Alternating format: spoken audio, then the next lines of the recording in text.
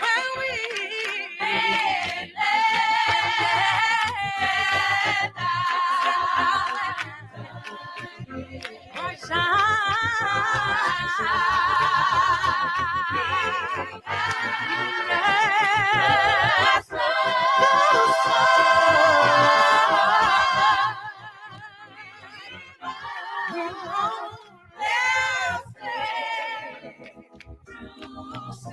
to see, I got to raise and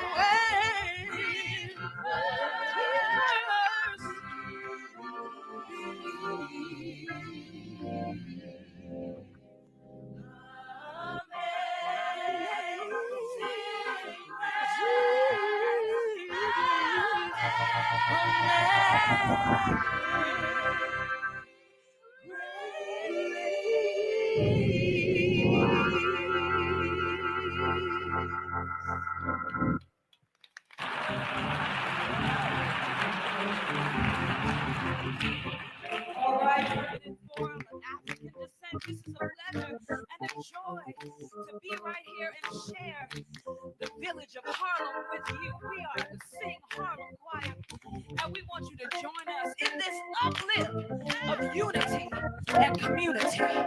This little light of mine, I'm gonna let it shine. This little light of mine, I'm gonna let it shine. This little light of mine, I'm gonna let it shine. I'm gonna let it shine, let it shine, let it shine. Listen, clap your hands like that. Clap your hands like this. Clap your hands like that. Clap your hands like that. Clap your hands like this. Clap your hands like this. Clap your hands like that. Clap your hands like that. On the count of three, we're gonna do what we call making our hands sing. So as we wake up this morning and uplift the joy, we want to make our own rhythm. Whatever you feel in your body, we want you to do right now. On the count of three. A one, a two, 1, 2, 3. Let me see you clap.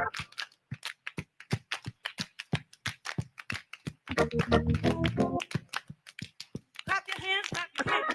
One more time, let me hear your rhythm. Clap it up now. Now sing along, okay, everybody. This little light of mine, I'm gonna let it shine. This little light of mine, I'm gonna let it shine. This little light of mine, I'm gonna let it shine. Let it shine, let it shine, let it shine. Your turn, let me hear you. This little light of mine, your turn. Whoa. I hear you. Oh, this little light of mine. Everybody sing. This little light of mine. Whoa. This little light of mine. I'm gonna let it shine. This little light of mine. I'm gonna let it shine. This little light of mine.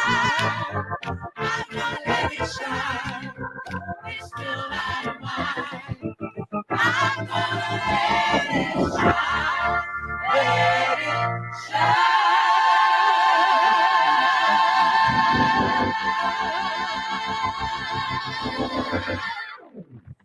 Let it shine,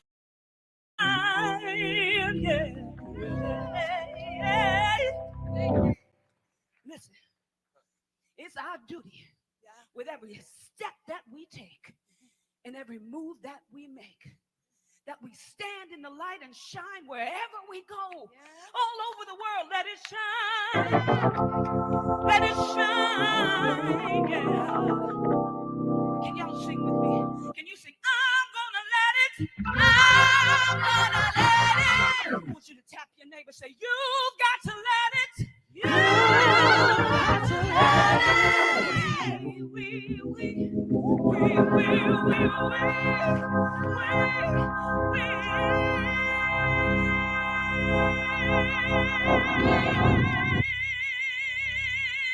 Gonna let it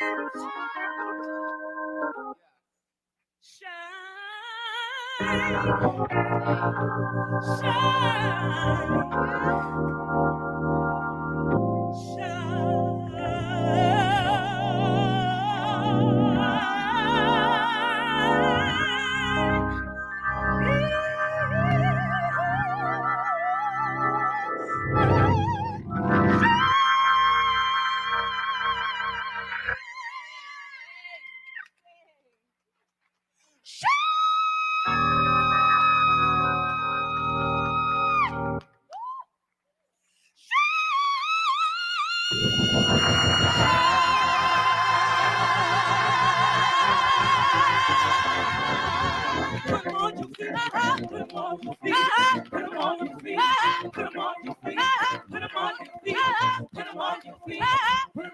Thank you, everybody. God bless you. Have a great conference. Thank you so much.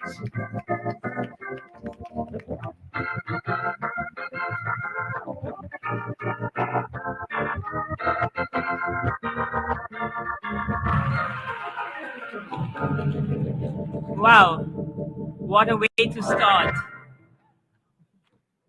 I thank the performers from Sing Harlem for their inspiring performance. And let us have, I mean, this is not a concert, but I want another round of applause for them.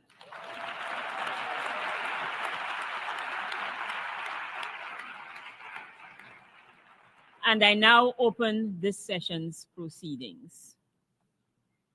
Excellencies, distinguished participants, I invite His Excellency, Mr. Philemon Yang, President of the General Assembly, to the rostrum.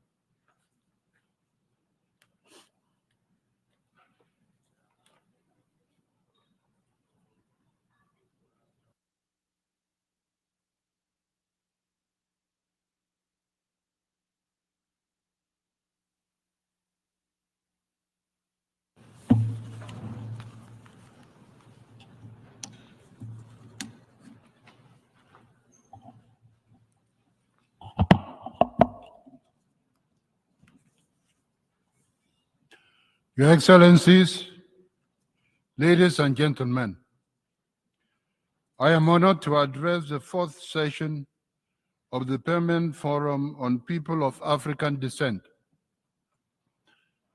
It is heartening to see such a strong gathering here today. Fitting indeed for one of the most prominent platforms within the United Nations dedicated to the voices and rights of people of African descent. The work of this forum will inform crucial deliberations on our calendar. Deliberations that compel us to reflect on the enduring links between past, present, and future, as recognized in the Durban Declaration and Program of Action.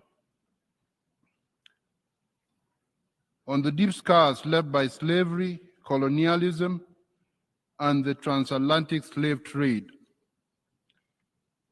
and on the legacies of racism, racial discrimination, xenophobia, and related intolerance that continue to affect people of African descent today. In this spirit, I welcome the launch of the second International Decade for People of African Descent. This milestone reflects the strength of your advocacy, and it reaffirms the global commitment to justice, recognition, and development. Your Excellencies, ladies and gentlemen, the theme of this session, and I quote, Africa and the people of African descent, united for reparatory justice in the age of artificial intelligence, end of quote, is timely and deeply relevant. It compels us to confront historical injustices and to ensure that emerging technologies do not reinforce patterns of systemic racism and exclusion. Artificial intelligence will increasingly shape governance, finance, health, education, and more. It has the potential to significantly boost the implementation of the 2030 Agenda and thus sustainable economic development. But we must ensure that it is developed and governed in ways that promote racial equity, uphold human rights, and guarantee equitable access to opportunity. This is especially true for women and girls of African descent who need equal access to education, tools, and skills to thrive in the digital economy. Meeting this moment will require coordinated action at the international, national, and institutional levels. The Global Digital Compact, adopted last September as part of the Pact for the Future, is a plan of action for bridging the digital divide. It aims to ensure that digital technologies serve the good of everybody, everyone's good, the common good, and that they promote closing the digital divide while fostering a safe, inclusive, and equitable digital environment. I call on member states to take urgent steps to deliver on this commitment, and I encourage all stakeholders, including the private sector, to help shape a digital space that is inclusive, open, secure, and accessible to all. Excellencies, the close of the first international decade for people of African descent was a moment to reflect on progress achieved. It was also a reminder that much more remains to be done. We have to keep working.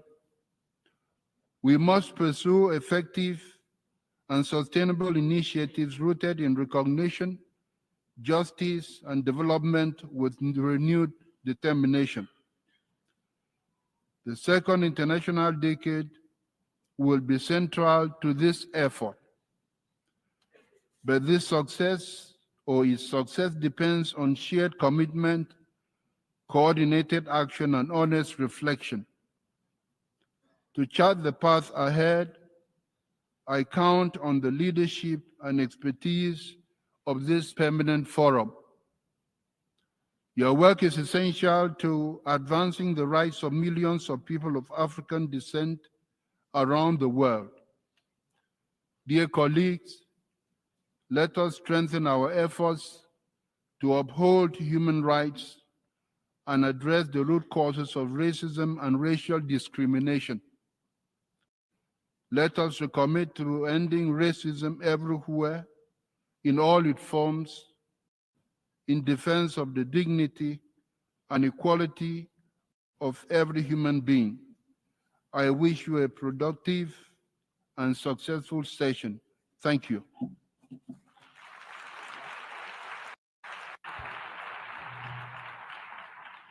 I thank the President of the General Assembly for his statement. I now invite Mr. Earl Courtney Rattray, Chef de Cabinet of the Executive Office of the Secretary General, to the rostrum.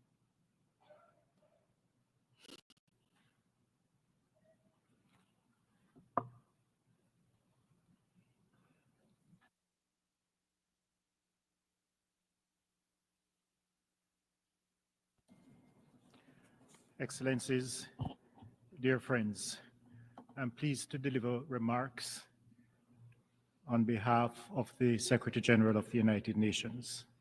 Excellencies, distinguished ladies and gentlemen, we meet at a time of profound challenges, both old and new, when current divides are growing and the legacies of colonialism and enslavement continue to poison our world. We still bear witness to the scourge of racism which blights lives and stains societies. People of African descent continue to face injustice, exclusion, systemic discrimination, and violence. And even artificial intelligence, which holds such promise for humanity, too often mirrors and amplifies the same inequalities and racial biases that have plagued us for centuries. Power is concentrated in the hands of the few, and too many people, countries, and communities remain unable to benefit from all these technologies have to offer. The Permanent Forum on People of African Descent was established to challenge these injustices, to amplify the voices of people of African descent, and to accelerate progress towards a world of dignity, justice, and equality. But to accomplish these goals, we must push for action at every level. A critical objective is the need for reparatory justice frameworks grounded in international human rights law, developed with the inclusive and meaningful participation of affected communities, that acknowledges the terrible harms and injustices caused and their continued manifestations and ramifications, and that redresses past wrongs. We need to eliminate bias from artificial intelligence and to ensure that these technologies advance equality, inclusion, and digital justice, including by delivering on the commitments in the Global Digital Compact agreed last year, and by investing in capacity development to ensure people of African descent can shape, build, and govern AI technologies. And we must continue to address racism in all its forms, particularly where it is embedded in laws, policies, and institutions. All of us have a responsibility to play our part. International organizations, governments, businesses, and individuals, and to drive action across the second international decade for people of African descent.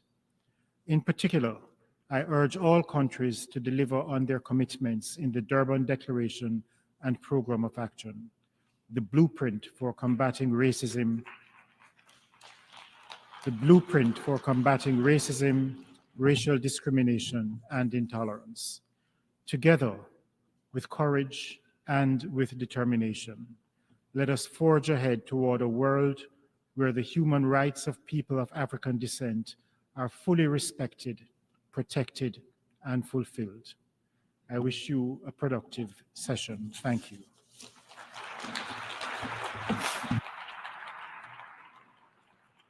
I thank the Chef de Cabinet of Executive Office of the Secretary General, and I now invite to the rostrum Her Excellency Ms. Francia Marquez, Vice President of the Republic of Colombia.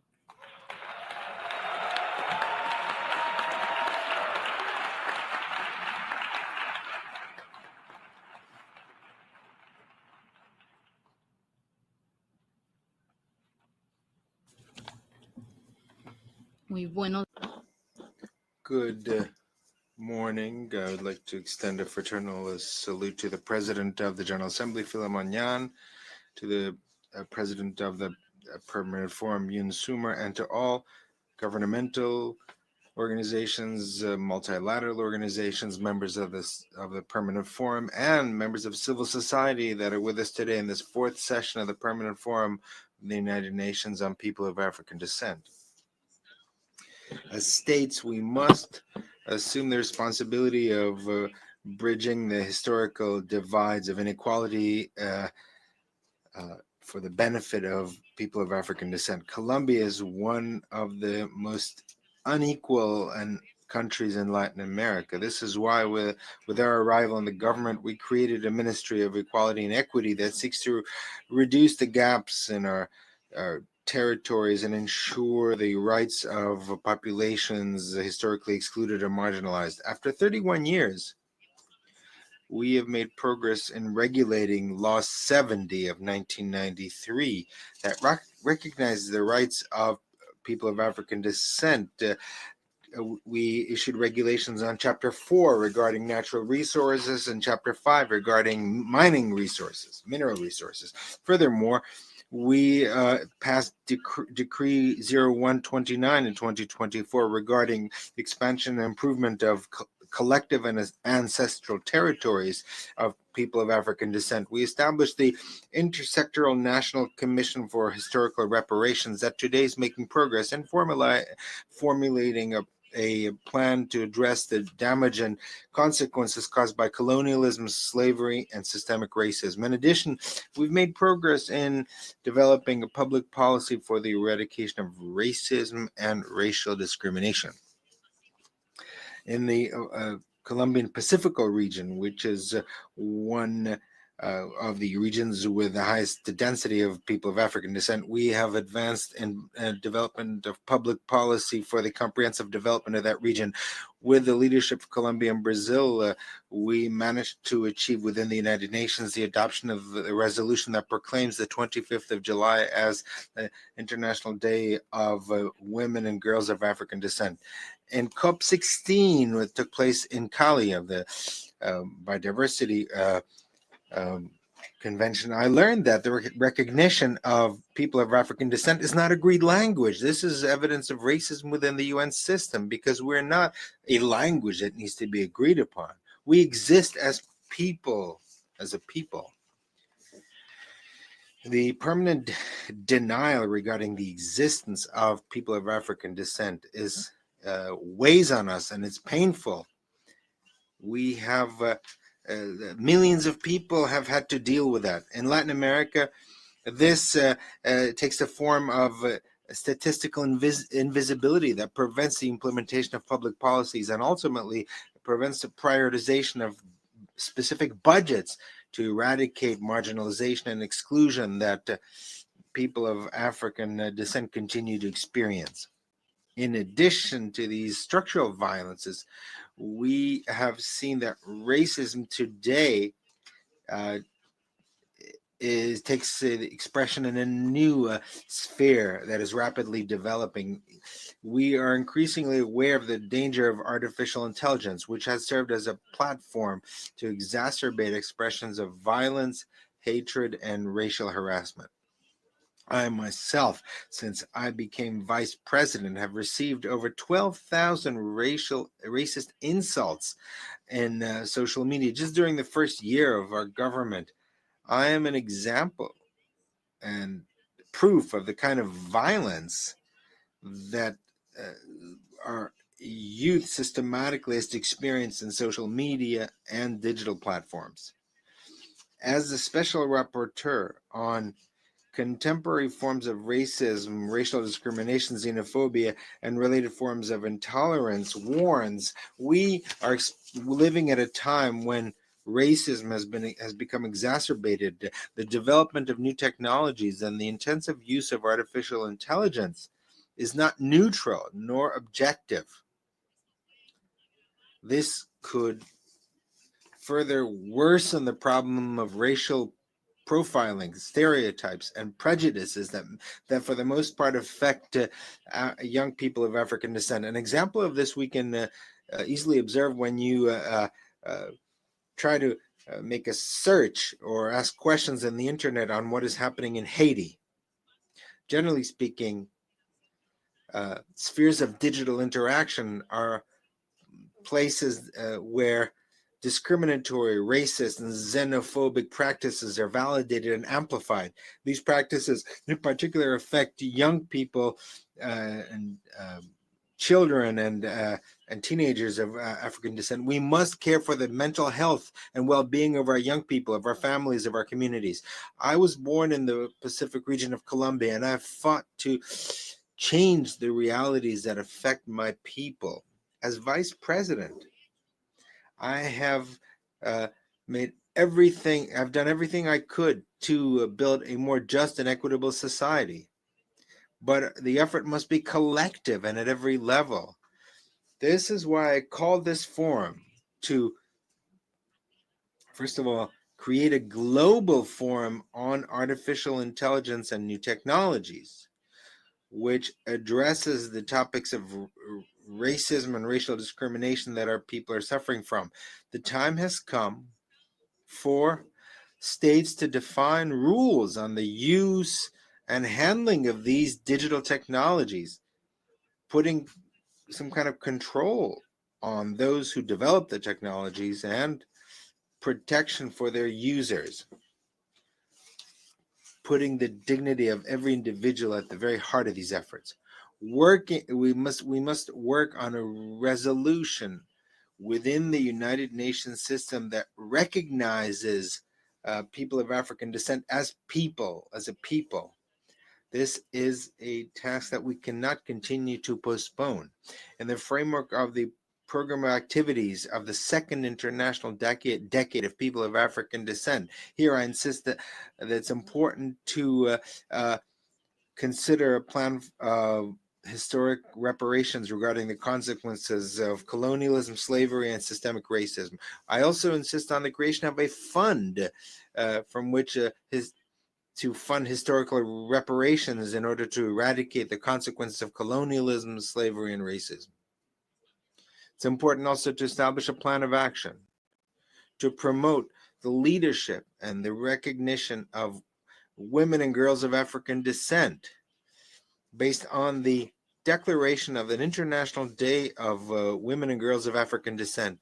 I urge the governments and peoples of Latin America, the Caribbean, and the African continent, and the world as a whole, to continue to more decisively putting at the heart of our efforts and decisions the restoration of human dignity of people of African descent, as well as the restoring the human dignity of all persons who are excluded around the world. Let us continue striving and working with all our hearts until dignity becomes our second nature. Thank you.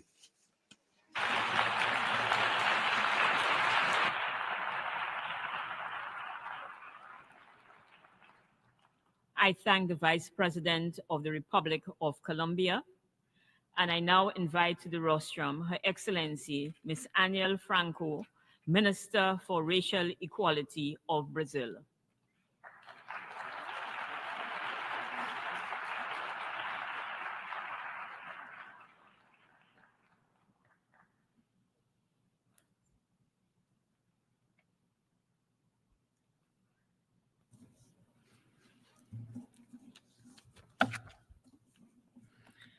Excelentíssima Senhora June Soomer, Presidente do Fórum Permanente sobre Afrodescendentes, Excelentíssimo Senhor Philemon Young, Your Excellency, Philemon Young, President of the General Assembly.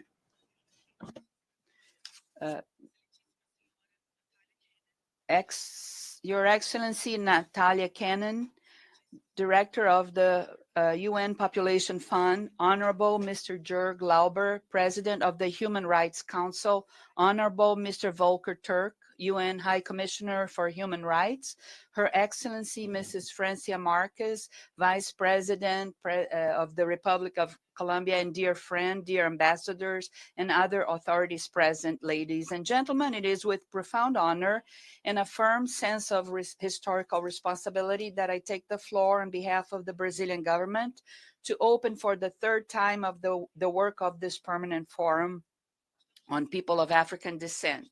We are gathered at a symbolic and strategic moment for the future of our global struggle for justice, equity, and dignity, a moment to strengthen cooperation and multilateralism as fundamental values for collective development. This year marks the beginning of the second International Decade for People of African Descent, approved by this General Assembly to intensify the fight against racism, discrimination, and systemic inequalities, confirming that this is not a secondary issue, but rather central to the project of a more just world. In recent years, our country has taken firm steps to transform historical reparations into structural public policies. We have made record progress but we we still have to make more progress, but we have invested in a historic amount in the titling of Quilombola territories, ensuring from the land the preservation of the environment, culture, and ancestry. In 2 years, we have reached the highest level of presence of Black professionals in the federal public administration. We have reaffirmed the policy of quotas and affirmative actions in the public and private sectors, expanding the access of Black population to universities, public examinations, and the digital economy. We have resumed and strengthened the National System for the Promotion of Racial Equality, expanding its capacity to implement policies in the 4 states and municipalities, as well as a mechanism for listening to and social participation. We have ensured transversality as a permanent principle of our public policies. Racial equality permeates all areas of life: health, education, public safety, sports, housing, science, and culture. We have developed the Black Youth Viva program, an interministerial initiative aimed at reducing the vulnerability of young Black people, but also looking at the future. We have created specific actions for Black women, quilombolas, and women from traditional communities and terreiros. Ladies and gentlemen, promoting racial equality also means fostering wealth, autonomy, and the creation of opportunities for those who have been marginalized over history. GDP growth is important, but it alone does not foster the creation and maintenance of equitable opportunities or the democratization of access to a dignified life. We need strategic and targeted investments that foster innovation and Black entrepreneurship, ensuring that the digital economy, new technologies, and the transition to a more sustainable world equally consider and benefit Afro-descendants. The growing presence of technology and artificial intelligence in our societies demands attention so that they advance as tools for inclusion and not for reproduction of social racial inequalities. Reparation is the theme of this edition of the forum, and it's non-negotiable. It's not a favor, it's a civilizing step. It begins with the well-being of our population.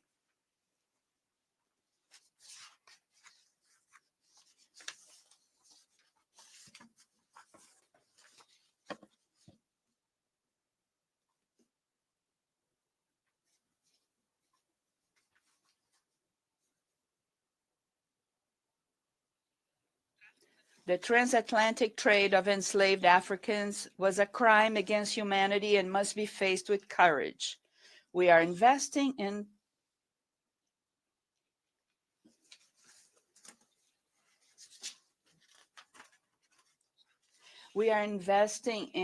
memory policies, truth, and reparation, in initiatives to preserve historical sites of slavery and Black resistance in museums of the African diaspora, and in the valorization of ancestral knowledge in school curricula, in culture, and in science. Likewise, the anti-racist struggle needs to be understood in the context of major global agendas, such as the 3 that I highlight: climate justice in Brazil.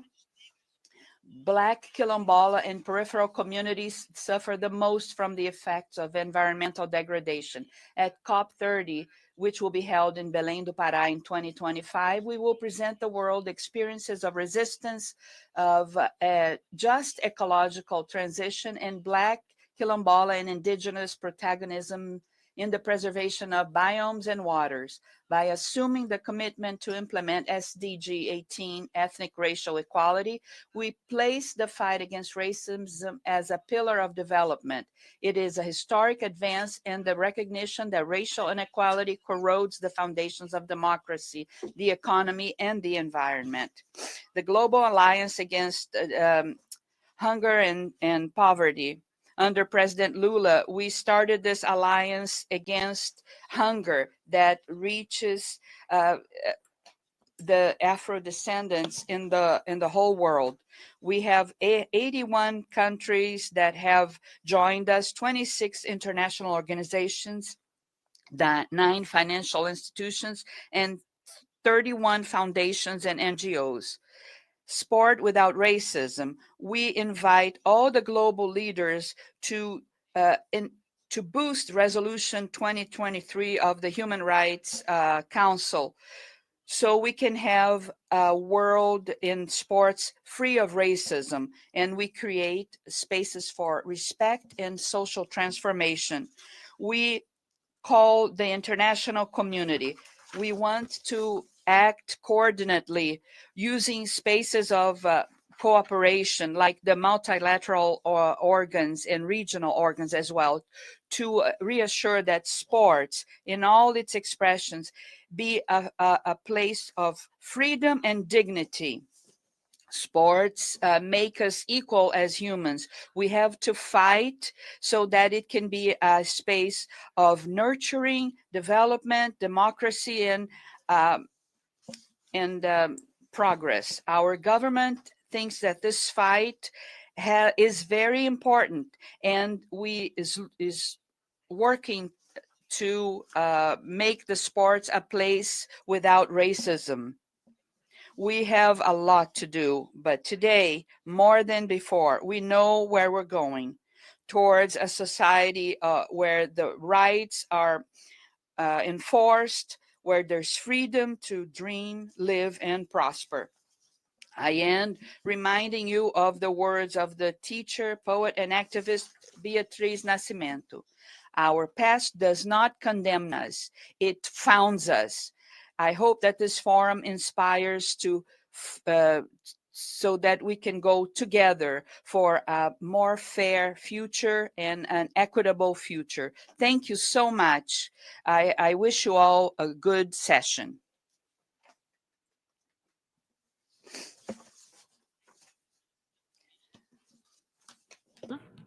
And I now invite Her Excellency Dr. Carla Natalie Barnett, Secretary General of the Caribbean Community, to the rostrum.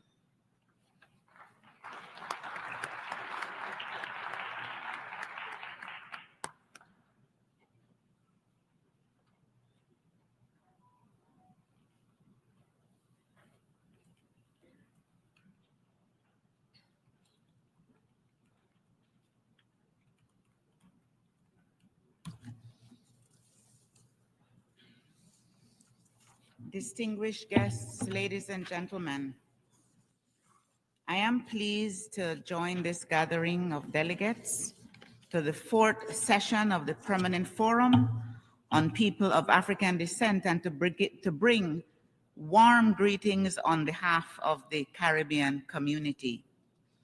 I extend my commendations to Dr. June Soomer, a distinguished daughter of the Caribbean, for her stewardship of this important body and achievements over the past year. I also congratulate Ambassador Martin Kimani on his upcoming appointment as chairperson of the forum, and wish him much success during his tenure. This 4th session, convened under the theme Africa and the People of African Descent, United for Reparatory Justice in the Age of Artificial Intelligence, coincides with the commencement of the United Nations Second Decade for People of African Descent. This permanent forum has established itself as an important consultative body with a vital role to play in championing economic, social, digital, and especially important reparatory justice for Africans and African-descended people globally. Given the insightful conclusions and recommendations from the previous sessions and the transformative agenda which it has been promoting within the framework of the United Nations, we support the call for greater resources for the Permanent Forum to continue to effectively address its important agenda. Systemic inequality, racial discrimination, and reparatory justice for the global African community continue to be priority areas to be addressed during this second decade.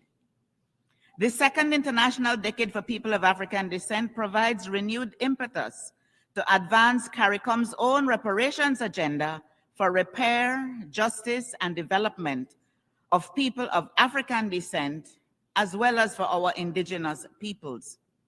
It is an opportunity to confront the consequences of European colonization and enslavement, and to call attention to the enduring legacies of these historical injustices.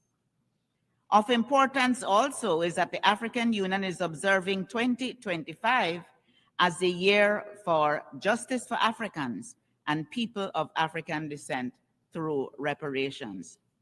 Distinguished guests, at their meeting in July 2024, CARICOM heads of government expressed full support for increased participation and collaboration by the region in the meetings and the work of this permanent forum. The CARICOM Reparations Commission in particular stands ready to collaborate with the permanent forum to advance material improvements for the people of African descent as outcomes of the second international decade, and especially for women, children, and youth. As the partnership between the Caribbean community and the African Union continues to grow, the demand for justice and development is a common call. We in CARICOM are pleased that this partnership is being strengthened with milestone collaborations through the first Africa CARICOM Summit of Heads of Government held in September 2021, the high-level AU study tour to Barbados in August of 2023, which focused on developing stronger CARICOM AU cooperation on reparations and racial healing, and the participation of government and civil society representatives from our region in the Accra Reparations Conference hosted by the Republic of Ghana in November 2023. CARICOM looks forward to the second CARICOM AU Summit to be held in Addis Ababa, Ethiopia on the 7th of September 2025, and other strategic engagements to advance our shared agenda. The Honorable Mia Moore-Motley, Prime Minister of Barbados and Chair of the CARICOM Heads of Government, was invited to address the AU Assembly in February of this year, where she confirmed CARICOM's commitment to a strong partnership with Africa towards a shared, prosperous future. Excellencies, ladies and gentlemen, reparations for Haiti continues to be central to CARICOM's reparations claim.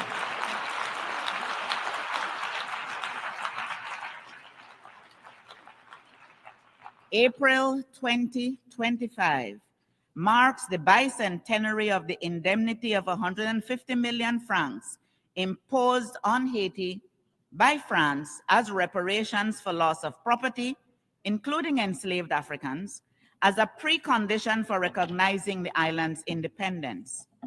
The negative economic and social effects of this historical injustice are painfully clear, with arguable links to the situation in Haiti today. And as such, I commend the forum for putting the spotlight on Haiti in your closing session. This anniversary presents an opportunity to bring global attention and a deeper understanding of the situation in Haiti, and serves as a call to action to address the ongoing security, humanitarian, and governance crises in the country. The themes of reparatory justice and economic justice have been consistent on the agenda of the Permanent Forum, as is appropriate. For this fourth session, digital justice is also being highlighted. As artificial intelligence, digital justice is also being highlighted. As artificial intelligence continues to develop exponentially, Africans and people of African descent are at risk of being further left behind. Inequitable access to AI tools and training further widens the digital divide, disadvantaging and leaving people of African heritage and their businesses ill-equipped to effectively compete in a rapidly evolving global economy in which AI is increasingly a critical factor. To navigate these vulnerabilities, it is important for the Permanent Forum to advocate for inclusive policy frameworks and initiatives investments in digital literacy, science and technology, and innovation. If we are to thrive in this era, we must prioritize engage in education and in innovation and advocate for inclusive governance frameworks. Africa has long been a wellspring of knowledge and innovation in mathematics, engineering, astronomy, agriculture, traditional healing, and philosophy. This legacy must now be reclaimed and recognized in development and management, including regulation of artificial intelligence. We must also stand against the use of AI through its applications and algorithms to perpetuate racial discrimination.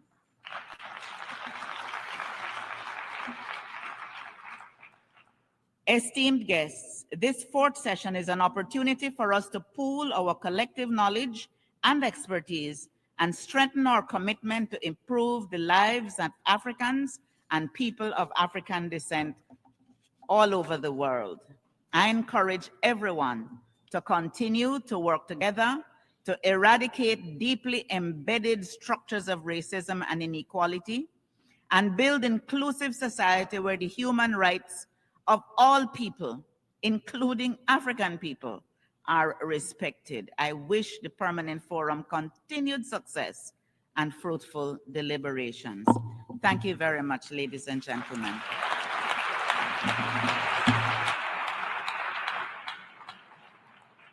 I thank the Secretary General of the Caribbean Community. I now invite His Honorable Mr. Joseph L.F. Hamilton, Minister of Labor of Guyana, to the rostrum.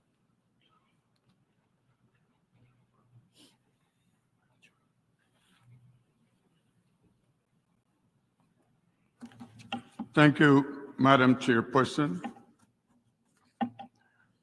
This session of the Permanent Forum on Peoples of African Descent allows us to advance the cause of reparative justice in the age of artificial intelligence, while at the same time share our experiences at the national level. The development of Afro-Guyanese and Guyanese as a whole in Guyana, multi-ethnic nation, is a priority for my government. We have embarked on a transformative agenda which is rapidly changing the economic and physical infrastructure of the country. This is deliberately matched with initiatives that ensure greater inclusion and participation of all citizens in the goods, services, and opportunities available to reduce poverty, geographic disparity, ethnic insecurities, and inequality. Time will only allow me to focus on two areas of social justice and how this approach has transformed the lives of Guyanese, including persons of African descent. In terms of the right of education and human resource development, the Guyana Online Academy of Learning has awarded thousands of scholarships over the last 4 years, providing free online education. This is aimed at creating a modern workforce, including by facilitating access for residents of rural and remote areas. As of this year, free education at our territory level is now offered to all Guyanese. An annual cash grant is given to every child from nursery to secondary levels. Technical vocational education and training is free at all technical institutes, thus making more people skilled and employable. Guyana is moving towards the increased use of AI, including by establishing a digital academy. In terms of the rights of housing and shelter, Guyana's massive national housing program over the last 4 years alone has distributed over 40,000 house lots benefiting 200,000 people. Notably, 43% of the owners are women. No ethnic group is excluded. In addition, several subsidies are provided for low-income households, such as mortgage relief at low interest rates. Madam Chair, as we intensify our efforts, we are well aware that artificial intelligence has the potential to significantly aid development, but the digital gap between developed and developing countries must be narrowed. Guyana will therefore continue to advocate for digital justice. Let us continue to advance the fight for reparatory justice, and AI must be part of that conversation. I thank you.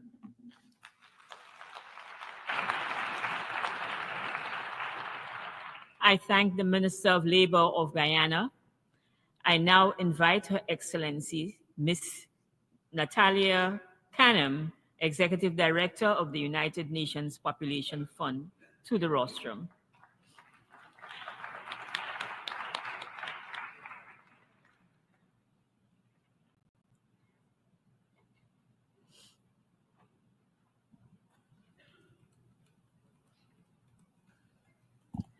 Madam Chair, Votre Excellence, the President of the General Assembly, Su Excelencia, estimada y apreciada Vicepresidente de Colombia, Your Excellencies, Señora Ministra Aniele Franco, Joseph Hamilton, and Madam Secretary General of the Caribbean Community, Dr. Carla Natalie Barnett, incoming Forum Chair, Ambassador Martin Kimani, Excellencies, distinguished delegates, dear young people. I greet you in peace, always of concern for African people all over the world and the noble pursuit of the United Nations. It is an honor for me to join you at this esteemed forum since its establishment just a short 4 years ago. UNFPA has been present at every session, and that's a testament to our unflinching support for the crucial mandate of this forum.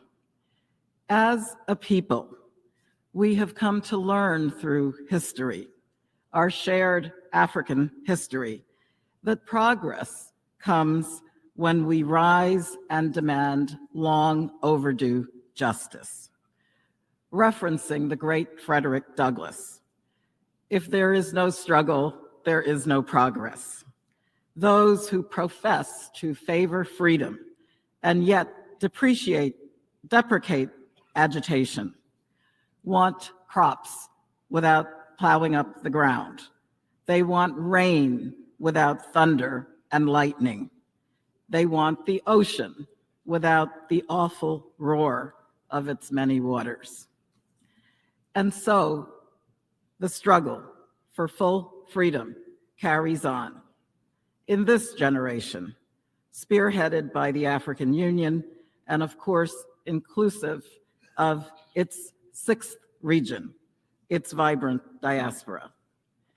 For UNFPA, that means carrying on with our important work to uphold the dignity and the rights of women and girls of African descent, continually facing multiple and intersecting forms of discrimination and oppression, yet still contributing massively to shaping economies and cultures and scientific developments, including robotics, artificial intelligence, new mathematics, population studies, and so much more. M-Pesa, an African invention, revolutionized digital banking. Cell phones leapfrogged through African innovations as well. And now UNFPA is assisting countries to disaggregate data. Disaggregating population data by race and ethnicity helps us to lift the cloak of invisibility from groups too often left behind. Why? Because you cannot change what you cannot see. With UNFPA support, 22 countries in Latin America and the Caribbean now include race and ethnic identification in their censuses. And this is so essential in devising policies to end inequality and end discrimination. UNFPA addresses disparities in reproductive health because, as we know all too well, it is Black women and adolescent girls who are at much higher risk of maternal mortality and the consequences of adolescent pregnancy. This can change, and it should not take 5, 10, 20 years for that change to manifest, both within Africa and all around the world.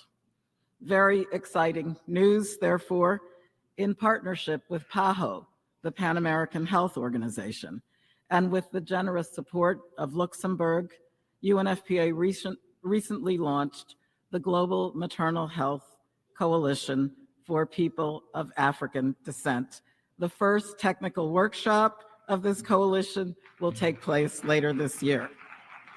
And we're also pleased to partner on targeted interventions for the implementation of recommendation number 5 of the Committee of Experts for the Belém do Pará Convention. It calls on countries to end gender-based violence against women of African descent. Gender-based violence, it is an ugly, troubling epidemic now exacerbated by online toxicity directed at women and girls of African descent. And this forum will have a role to play in insisting that racism and sexism have no place in public dialogue, and that certainly includes the digital space. Let us take heart from last year's first ever commemoration of the International Day for Women and Girls of African Descent on July 25th, led by the governments of Brazil and Colombia. This is another important step towards uplifting people of African descent and advancing gender equality, because the beauty of Black women is undeniable. And it is our business to instill in every young girl an appreciation of her inner beauty and her inherent strength. Excellencies, dear partners, stony the road we trod, bitter the chastening rod, felt in the days when hope unborn had died. Yet with a steady beat, have not our weary feet come to the place for which our forefathers sighed? Yes, we have arrived to this place, highlighted by the success of this forum. Yet, am I wrong to say that the road ahead is uncertain?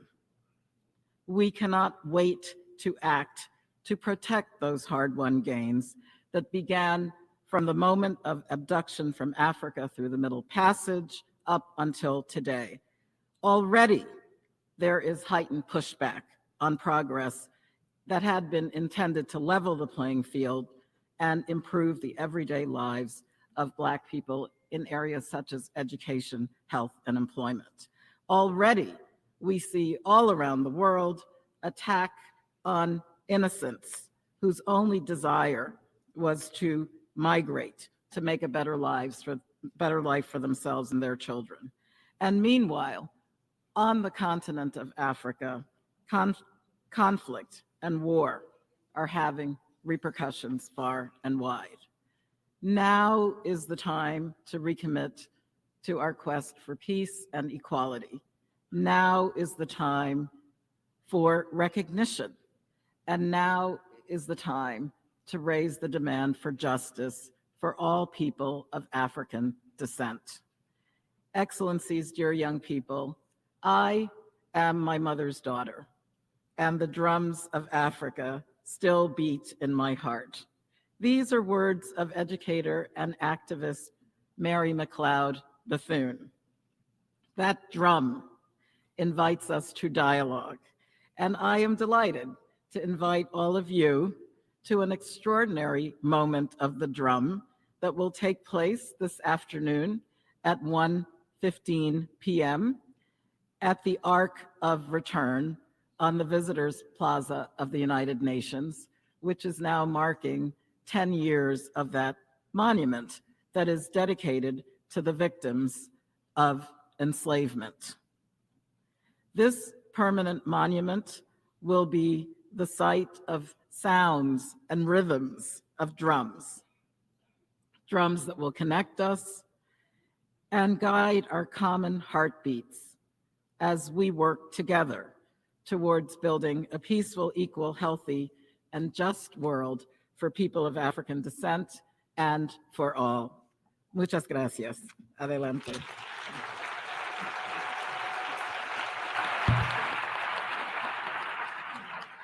I thank the Executive Director of the United Nations Population Fund. We shall now listen to a video message sent by His Excellency Jörg Lauber, President of the Human Rights Council.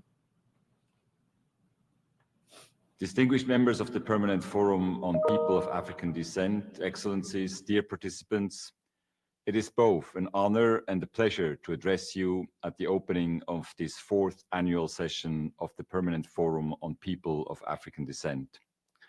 Last month, in line with the General Assembly resolution that established the Permanent Forum, and in my capacity as President of the United Nations Human Rights Council, I reappointed 4 of the Permanent Forum's members and appointed a new member. I am confident that together with the members elected by the General Assembly, the independent experts will serve this mechanism with the dedication it deserves. During its recently concluded 58th regular session, the Human Rights Council marked the commemoration of the International Day for the Elimination of Racial Discrimination with a panel discussion on the 60th anniversary of the adoption of the International Convention on the Elimination of All Forms of Racial Discrimination. This convention, as the first of the United Nations core international human rights treaties, set the stage for future human rights advancements and was a groundbreaking step in guiding international efforts to combat racism and racial discrimination. The advancements that have been made in this area in the last 60 years are undeniable. But there is no doubt we need to go further. Also, during its 58th session, the Human Rights Council heard the report of the Intergovernmental Working Group on the effective implementation of the Durban Declaration and Programme of Action on its sessions devoted to the elaboration of the draft United Nations Declaration on the respect, protection, and fulfillment of the human rights of people of African descent. The Intergovernmental Working Group acknowledged the deliberations, research, and contributions of the Permanent Forum and the contributions of other stakeholders in this regard. During the subsequent general debate, many states recalled the proclamation of the Second International Decade for People of African Descent by the General Assembly last December, which marked another important milestone. Distinguished members, Excellencies, dear participants, the issues on your agenda this week are both timely and important. They include reparatory justice, the rights of women and girls of African descent, inclusive policymaking to combat racism, and digital justice in the context of artificial intelligence. These discussions are central to the forum's purpose and strongly support the broader work of the Human Rights Council. Around the world, many people of African descent continue to face discrimination and unequal opportunities. What matters is that they enjoy the same rights and chances as everyone else, free from racism and exclusion. This means access to education, employment, healthcare, and full participation in society. I look forward to hearing the outcomes of your discussions over the course of this week, which will be included in the Permanent Forum's report on the Human Rights Council at its 60th session in September. The recommendations made by the Permanent Forum will serve as important guidance to states and others on addressing systematic racism, delivering reparatory justice, and improving the safety and quality of life and livelihoods of people of African descent across the globe. I encourage all stakeholders to continue their support to this mechanism and to actively and constructively engage in the discussions this week. I wish you a productive session.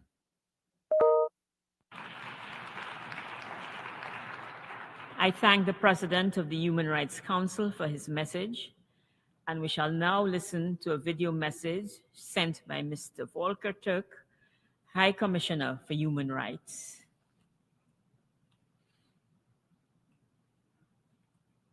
Distinguished members of the Permanent Forum, delegates and participants, it is a pleasure to address you today as we gather in solidarity to advance the human rights of people of African descent. Last month, we marked 60 years since the adoption of the International Convention on the Elimination of All Forms of Racial Discrimination. This milestone, together with the Durban Declaration and Programme of Action, paved the way for important progress on the rights of people of African descent in many countries around the world. But the promise of an end to racial discrimination remains unfulfilled. Racism and dehumanizing rhetoric still permeate our institutions, communities, and online platforms. The human rights of people of African descent continue to be violated due to systemic racism affecting all spheres of their lives, including their rights to life, health, housing, education, employment, and their right to justice. Racist violence and hate crimes are proliferating across the world, and digital technologies are perpetuating these injustices and deepening disparities through algorithmic bias. Distinguished participants, the roots of this scourge run deep. An estimated 25 to 30 million people were violently uprooted from their homes and communities in Africa for the purpose of enslavement. And colonialism's brutal legacy persists even today.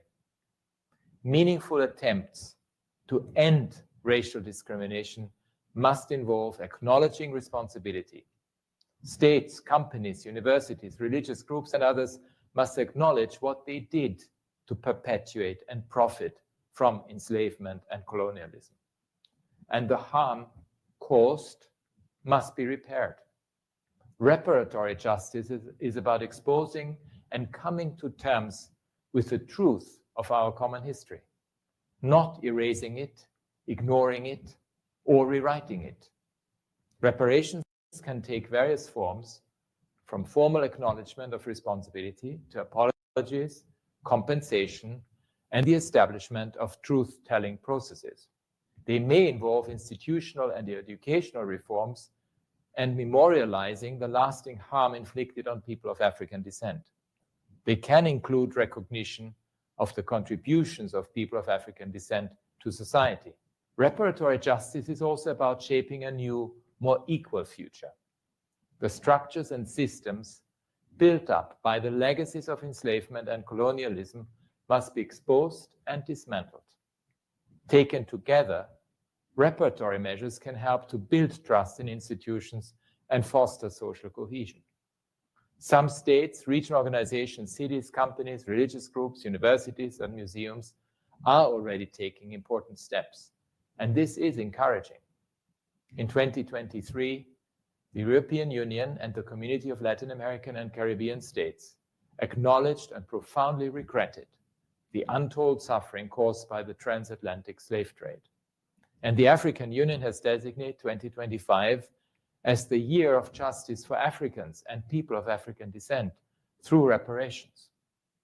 Distinguished participants, confronting historical injustices is complex, but with political leadership, courage, and creativity, it can be done.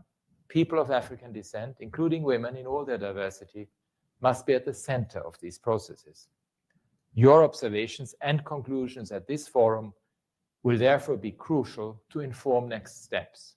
My report to the Human Rights Council in September will focus on reparatory justice. I hope it can assist states and others in their efforts to advance on this issue. It builds on my office's agenda towards transformative change for racial justice and equality and its recommendations. The second International Decade for People of African Descent is a key opportunity for progress.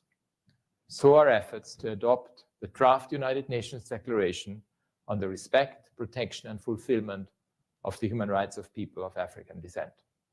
You can count on my office's full support. Through our fellowship program, my office will continue to empower advocates to contribute to change at home and globally. Amidst the turbulence and unpredictability of our world today, I strongly believe solutions to our greatest challenges lie in more unity, in greater respect for human rights, not less. My office stands with you to achieve meaningful change in the lives of people of African descent worldwide. I wish you fruitful exchanges.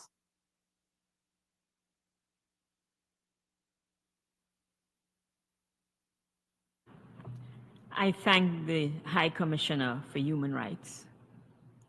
This brings us to the end of this session. I would like to thank all of those who participated in this high-level segment. I would now like to draw your attention to the matter of the visual identity of this permanent forum. As a newly established mechanism, the Permanent Forum has worked on developing and expanding its visibility and to gain broader recognition. This endeavor called for the creation of a logo that not only functions as a recognizable symbol for the Permanent Forum, but also effectively conveys the aspirations and essence of the people it represents. As a result, a global contest was launched last year to provide an opportunity for Africans and and artists of African descent to design the logo of the Permanent Forum. After a rigorous selection process supported by the UN and a jury composed of graphic, visual, and street artists from various backgrounds and from different parts of the world, a winning logo was selected. The winning designing artist is Samuel Okon Essien from Nigeria, founder of his own designing business and a visual artist who explores the intricate intersection of cross-hatching techniques and figurative drawings. Whether through branding or artistry, Mr. Essien's mission remains clear: to create, inspire, and empower. And now I draw your attention to the screen and present to you, participants, the official logo of the Permanent Forum.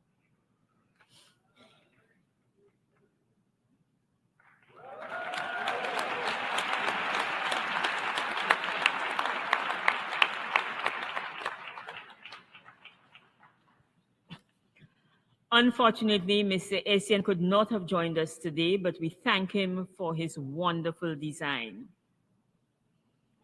We shall now address the second item on the agenda, which is the appointment of the chairperson, vice chair, and rapporteur of the Permanent Forum on People of African Descent, in accordance with Resolution 75/314 of the General Assembly. Item 2. Excellencies, distinguished participants, I understand that members of the Permanent Forum have unanimously agreed to appoint Mr. Martin Kimani as the chairperson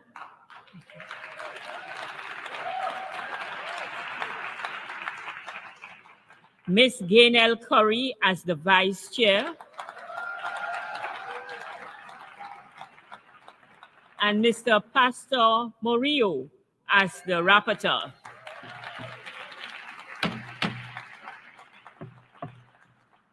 I'm going to miss the gavel.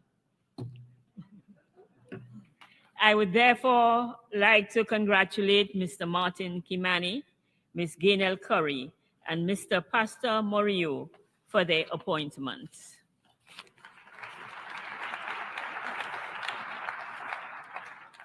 As exiting chair, I thank all of you for your support during my leadership. It was an honor to lead the Permanent Forum for this last year, and I will go to the rostrum to deliver a few remarks.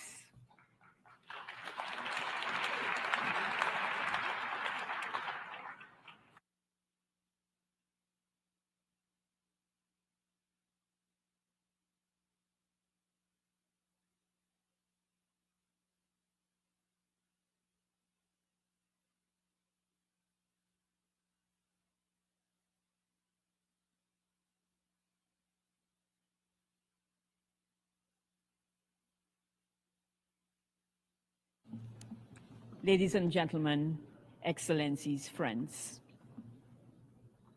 It has certainly been an honor to serve you as the chair of the Permanent Forum on People of African Descent.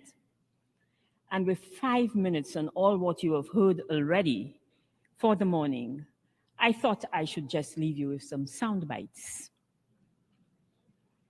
I will also take time to thank a number of persons, countries, and groups for their support to the forum during my tenure.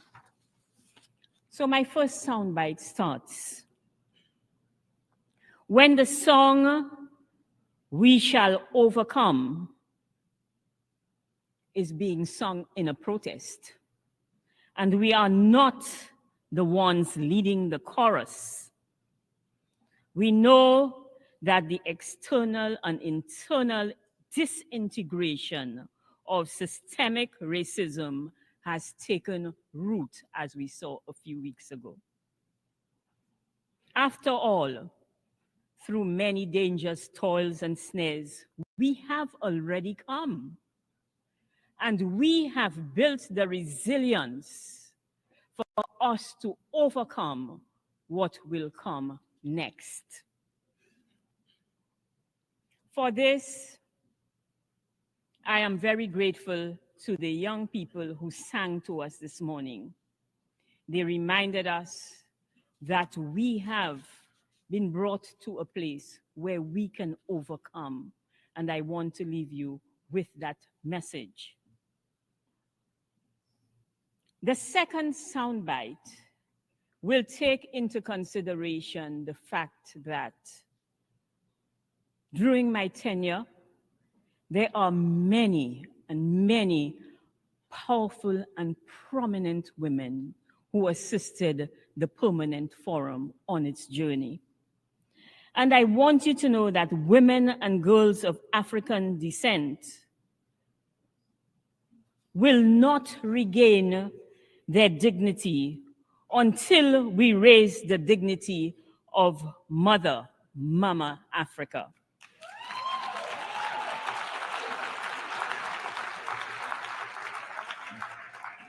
And for this, I thank the esteemed Prime Minister of Barbados, the Honorable Mia Motley, who ensured that the Permanent Forum had a space in CARICOM to deliver the third report, the report of the third session, and who ensured that Barbados also hosted our first regional consultation in December 2024. We also have to thank the Secretary General of CARICOM for ensuring that this took place during a very hectic conference. I cannot say enough about my sister, Her Excellency Francia Marquez Mina, who ensured that the Permanent Forum was present at the pre-COP as well as the COP on biodiversity, where we advocated for recognition and rights of people of African descent in the mechanisms, instruments, and bodies of the Convention of Biodiversity, and we were successful. And I must also thank Her Excellency Aniel Franco for hosting the Pan-African Congress meeting in Bahia, where all of these four women ensured that the Permanent Forum was present. in another soundbite, I want you to know that on the journey, I continue to realize that in all of its forms, colonialism, neocolonialism, and imperialism has ensured that we experience violence, disrespect, and this is the time where we must end this disrespect and bring back the dignity of people of African descent.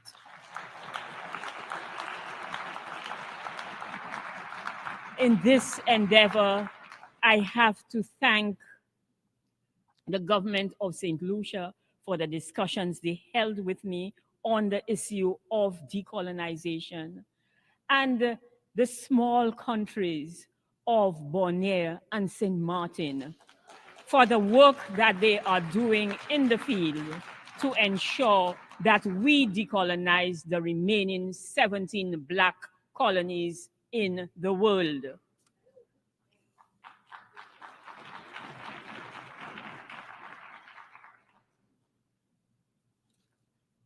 On the journey, we reinforce that reparations, you can call it reparatory justice if you want, but we know what we want.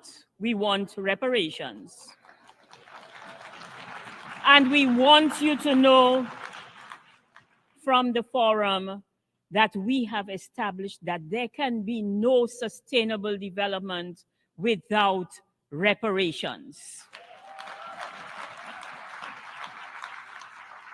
It is our development, it is our sustainable development, and reparations will ensure that we put in place all of the systems necessary for our sustainable development. My final word to you is that the little light that we shine must be accompanied by the voice and the demand for the return of our dignity and humanity. But that must start with us. And so, in preparing for the end of Babylon, as the Rastafarians say,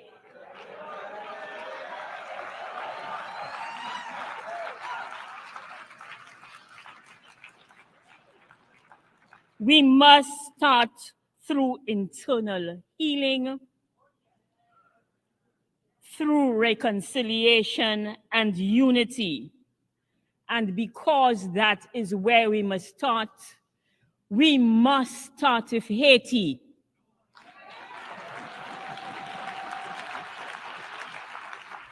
Because it is Haiti in 1804 which told us that we are human and we have a home in Haiti once we reach that country. And so the Permanent Forum is very pleased to host the last session of the Permanent Forum. At this session will be on Haiti, and we look forward to meeting all of you there. Ladies and gentlemen, I continue to pledge my support to the Permanent Forum as a member, and to also reassure the new chair, Mr. Martin Kimani, that I will be there with him every step of the way as we continue in the struggle. I thank you so much.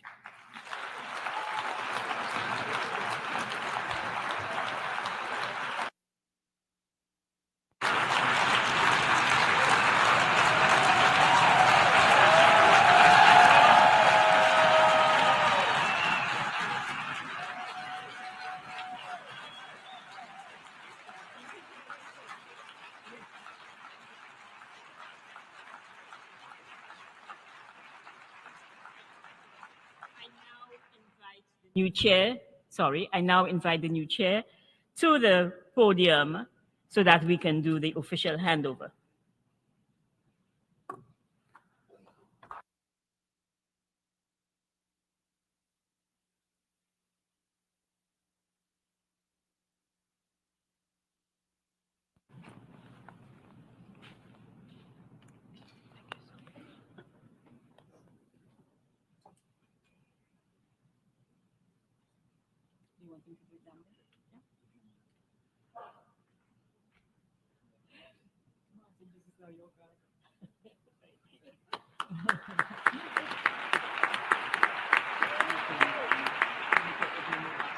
Yes.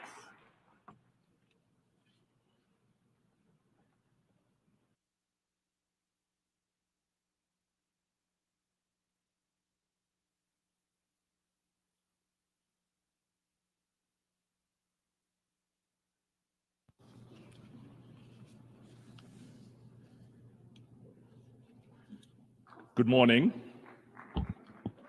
It is such a privilege to be here among you this morning, and I would like to thank His Excellency Mr. Philemon Yang, the President of the General Assembly, for his remarks.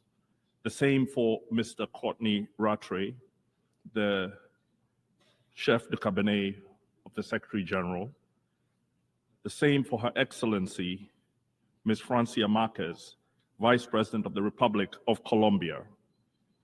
The Excellencies, ministers who have spoken for this podium, I thank them for their remarks and their contributions.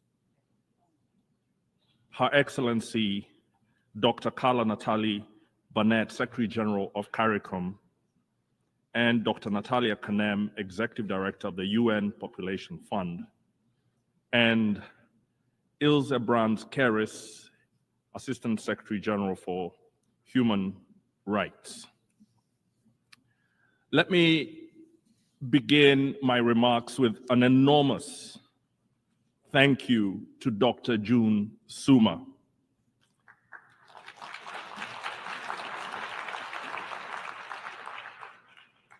As the second chair of this forum, following the foundational leadership of Ms. Epsie Campbell, you have led with resolve and care.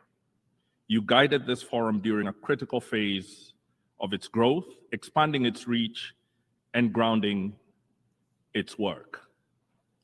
Dr. Soomer, we honor your service. To the members of the forum, thank you for your confidence. I look forward to working with Gaynor Curry as my vice chair and Pastor Murillo as the rapporteur. I accept this responsibility with humility and determination. I acknowledge the presence of the diplomats, activists, elders, and young people who have come from across the world to join in this work. Your presence strengthens this forum. Your being here gives it meaning. I commend the African Union for declaring 2025 the year of justice for Africans and people of African descent through reparations. As chair, I hope this forum will encourage Africa's leadership to use this year for honest reflection, historical understanding, and renewed commitment to our diaspora. These are the foundations of any serious vision of reparatory justice that is grounded in recognition and responsibility. It calls for the worldwide identification of those who benefited from the enslavement and dispossession of African people, and for structured processes of legal, material, and institutional restitution. Africa must lead in this effort as a standard bearer for a global movement that is grounded in truth. My friends, to achieve that, we need to bring our diverse histories, languages, and paths into conversation, and to embrace the civilizational claim that being African means grounding our lives in human dignity, defiance in the face of oppression, and a collective purpose to transform the world. It depends on an understanding that our lives are bound together and are immeasurably enriched when we treat one another as precious beings through solidarity, protection, and recognition. We understand that Africa is a continent, and that to be African is a moral and political ideal, much more than a geography. Across our continent, in most African countries, this understanding has been blocked by silences, compromises, and inherited structures. The greatest of these silences surrounds the slave trades across the Atlantic and the Indian Ocean. It reflects the failure to remember, to name, and to teach. The violence that tore millions from their homes is often excluded from national curricula, sanitized in public discourse, and reduced to numbers. This silence breaks the continuity of memory. It denies the descendants of both the enslaved and the complicit the truth of their inheritance. It weakens trust between generations, and it erodes the foundation of collective belonging. It is like a vacuum at the center of our political and moral imagination that will not allow the ethics of care, solidarity, and mutual responsibility to breathe. In suffocating these values, it weakens the foundations of many of our post-colonial states. Part of the reason for this enduring silence is that some of the systems that enabled these crimes were rooted in African political and economic orders. This truth is difficult to face, but without facing it and repairing what was broken, we cannot lead the work of repair with integrity or draw strength from the diversity of our journeys to being African. In the coming months and years, I hope to convince many more Africans that this work of historical reckoning and true engagement with our diaspora is how we claim the wholeness from which we can build an Africa united in its vision and committed to justice.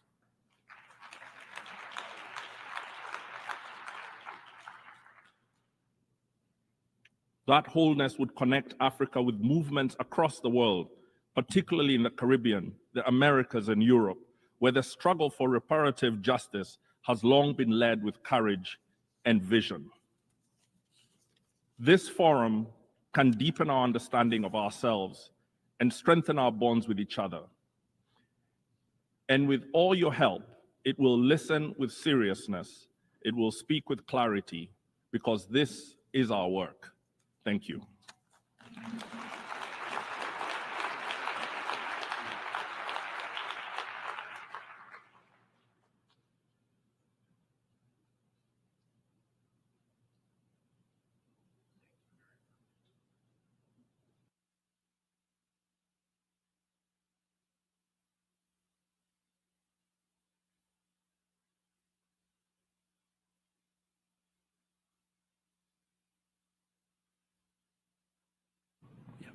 Excellencies and distinguished participants, we shall now turn to the program of work for the session. During the next 4 days, we will hold one general debate and 4 thematic discussions. At the end of the session, the members of the Permanent Forum will present the preliminary conclusions and recommendations of the 4th session, followed by a closing cultural performance. The detailed program is available on the app SCHED, S-C-H-E-D. I would like to present one addendum to the draft program of work. As you know, Haiti has played a unique role in our shared history against colonialism, racism, and enslavement. And the link between the current situation of Haiti and the legacies of the past has often been highlighted during our discussions.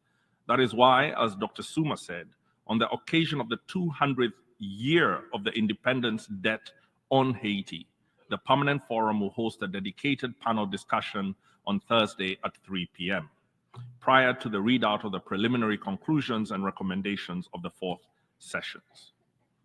If there are no objections, the program of work for the 4th session of the Permanent Forum on People of African Descent is adopted.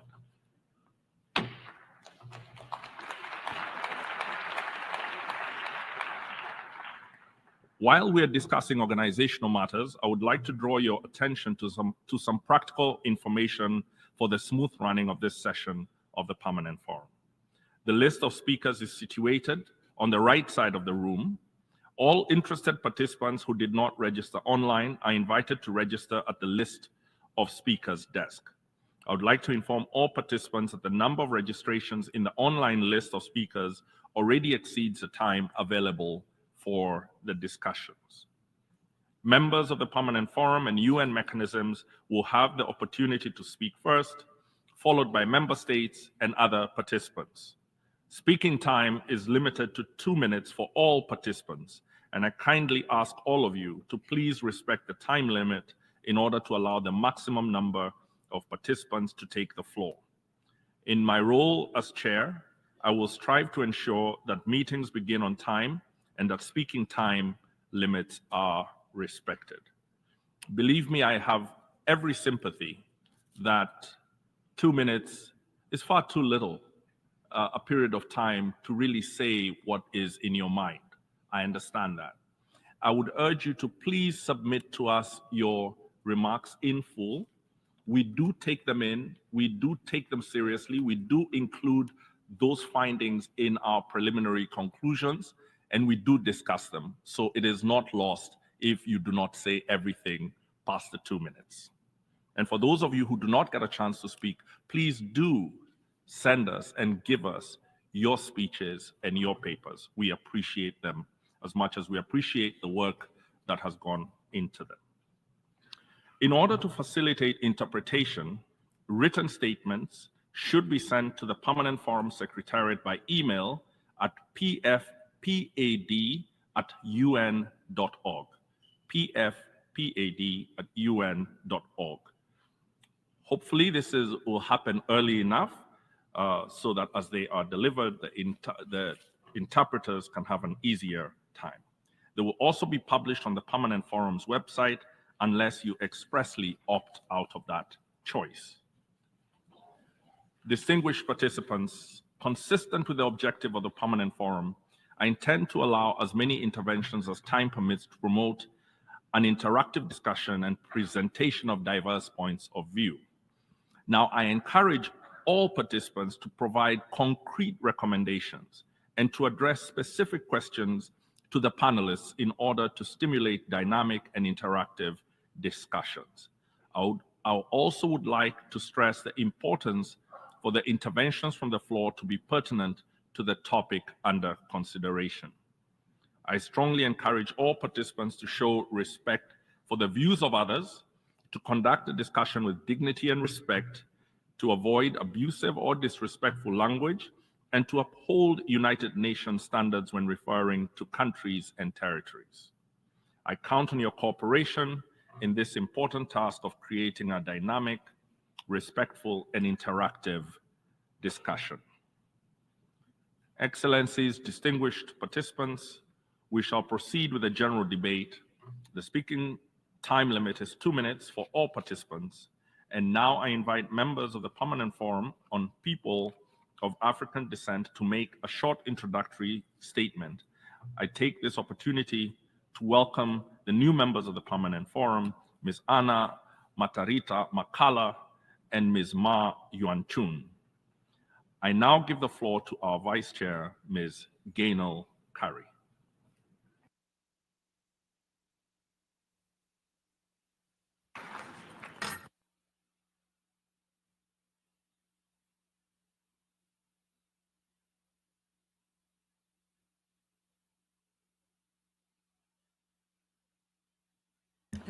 Oh, voila. Thank you very much, Mr. Chair. It's an honor to have the opportunity to serve with you. I look forward to this upcoming year. And to my colleagues, I say thank you for placing the trust in us to do this work. Mr. Chair, I would just want to say a couple of words on the urgency of now. The urgency of guarding our spaces, community spaces, national, regional, and global spaces. The importance of urgency of guarding this permanent forum, which is our space. We must defend it, engage with it, and continue to meet here annually regardless, to remember, to celebrate our ancestors, and to fight for our human rights, lives, and livelihoods, and that of our youth, that of the next generation of people of African descent. Nothing should deter us. Budgets, We need money without a doubt. I'm always speaking about money. I'm the one on the committee that will speak about money. We need it. But budgets and the cut in budgets will not deter us. Opposing our voices will not deter us. Invisibility of women, disparaging of women and girls of African descent, violence and trauma against women and girls will not deter us. Endless attempts to rewrite our history and muzzle our voices. We cannot do this alone. We need allies. Allyship is key. As we work resolutely for reparations for people of African descent, we know there can be no reparations without Haiti. To my Haitian brothers and sisters, the Permanent Forum on People of African Descent, we are your allies. While Haitians must lead this agenda, we are with you. We will never let your cause, your name, the name of Haiti, go unheard in these halls of the United Nations. During the second decade, and as we continue to develop the Declaration on People of African Descent, we must embrace the urgency of now. We invite you to stand with us in our fight for justice. We fight for reparatory justice. We fight for gender justice. I stand for gender justice. We fight for digital justice and the fairness of how we are portrayed as people of African descent in all spaces. We fight for climate justice. As a woman from the Caribbean, we know what it means to fight for climate justice. Stand with us for racial justice in the spirit of allyship and in the urgency of now. Thank you, Mr. Chair.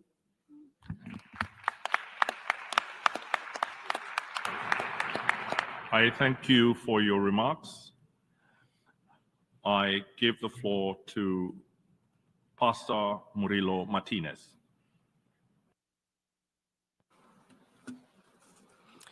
Muchas gracias.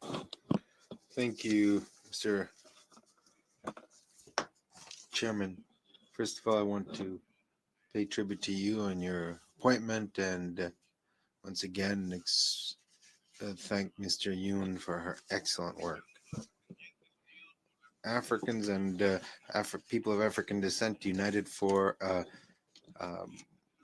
reparatory justice and in the era of artificial intelligence.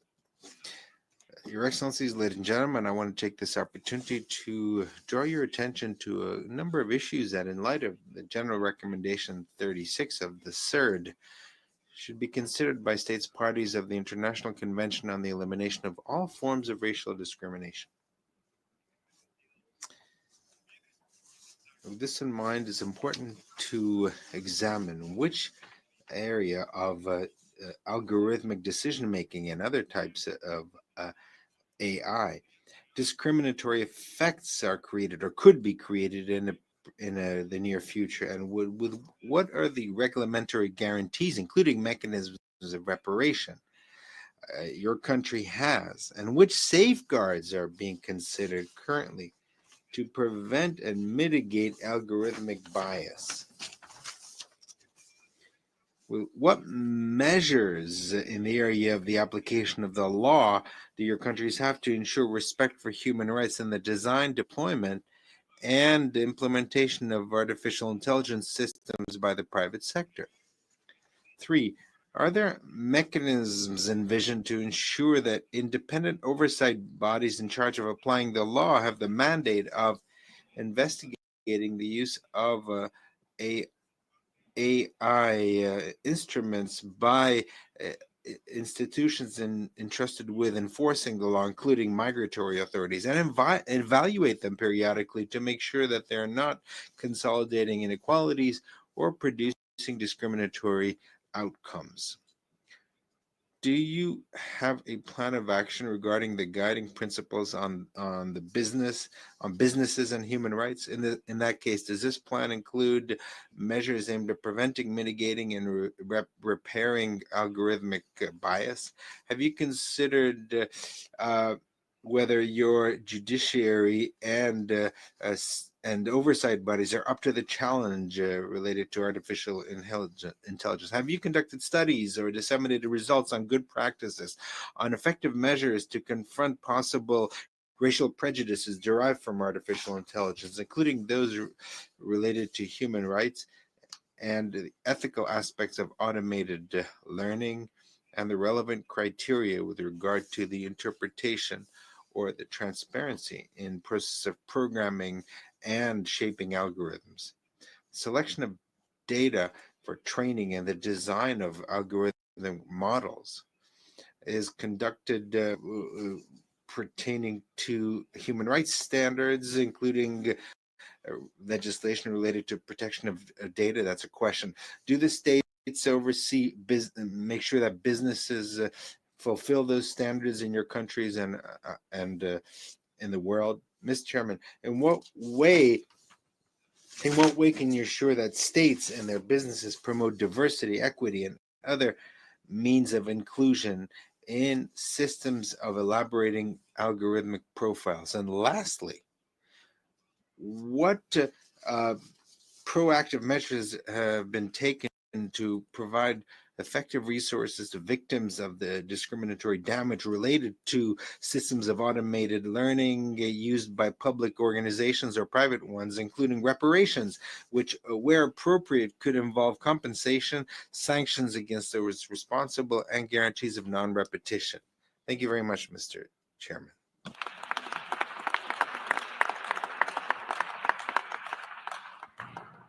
I thank you for your remarks. I now give the floor to Mr. Michael Mackie-Crane. You have the floor.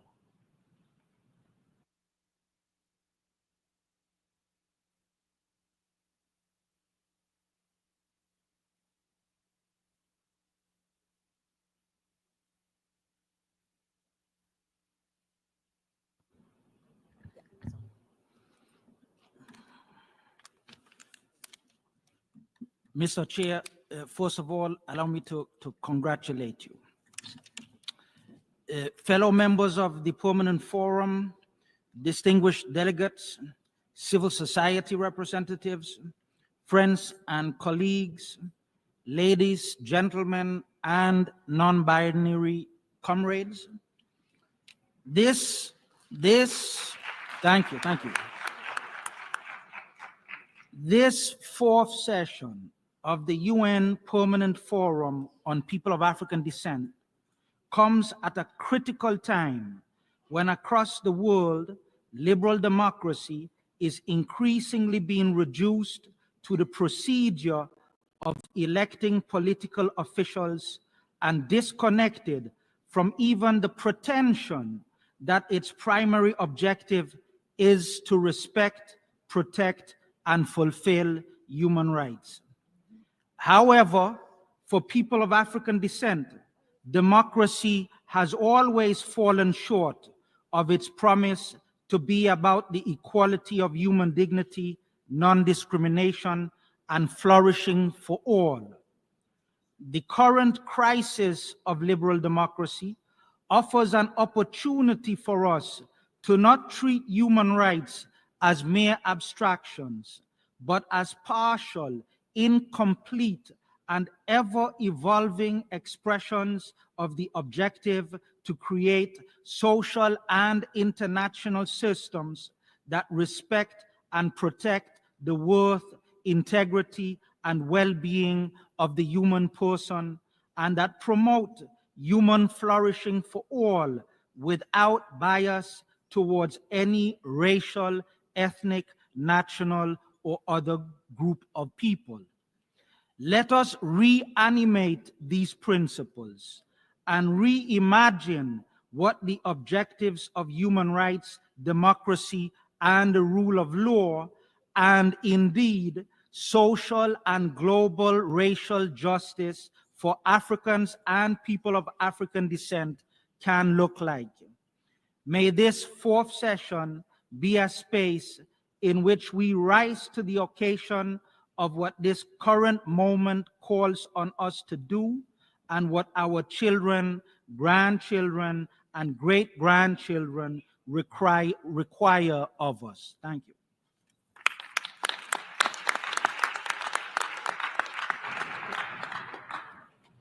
I thank you for your remarks. I would like to remind the remaining members of the forum to please keep to the 2 minutes.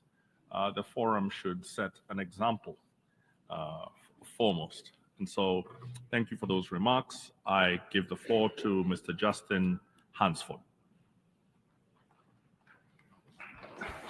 Thank you, Chair. I want to begin by saying how excited I am for your incoming administration, Mr. Chair, and I want to give a special thank you to our Chair Emeritus, June Soomer, for her excellent leadership. And I'll be watching the clock. So ladies and gentlemen, esteemed colleagues and distinguished guests, I'm honored to be with you today for this pivotal moment in our collective journey towards reparatory justice for people throughout the African diaspora. This is the 4th session of the United Nations Permanent Forum on People of African Descent. I like to compare it to Coachella for Black human rights activists.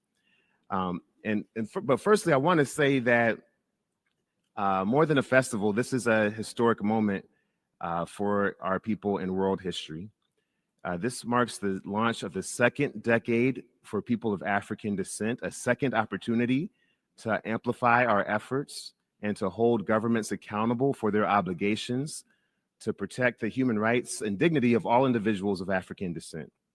This will be another platform that will allow us to continue the important work of the Durban Declaration and Program of Action, which is the UN's blueprint for racial justice. This blueprint will only meet its architectural completion when we collectively acknowledge the past and use it as a guide for our actions in the future. Fulfilling this destiny would put the world on the path to follow the West African tradition of the Sankofa. The Sankofa is a symbol represented by a picture of a bird with its head looking backwards while carrying an egg in its beak.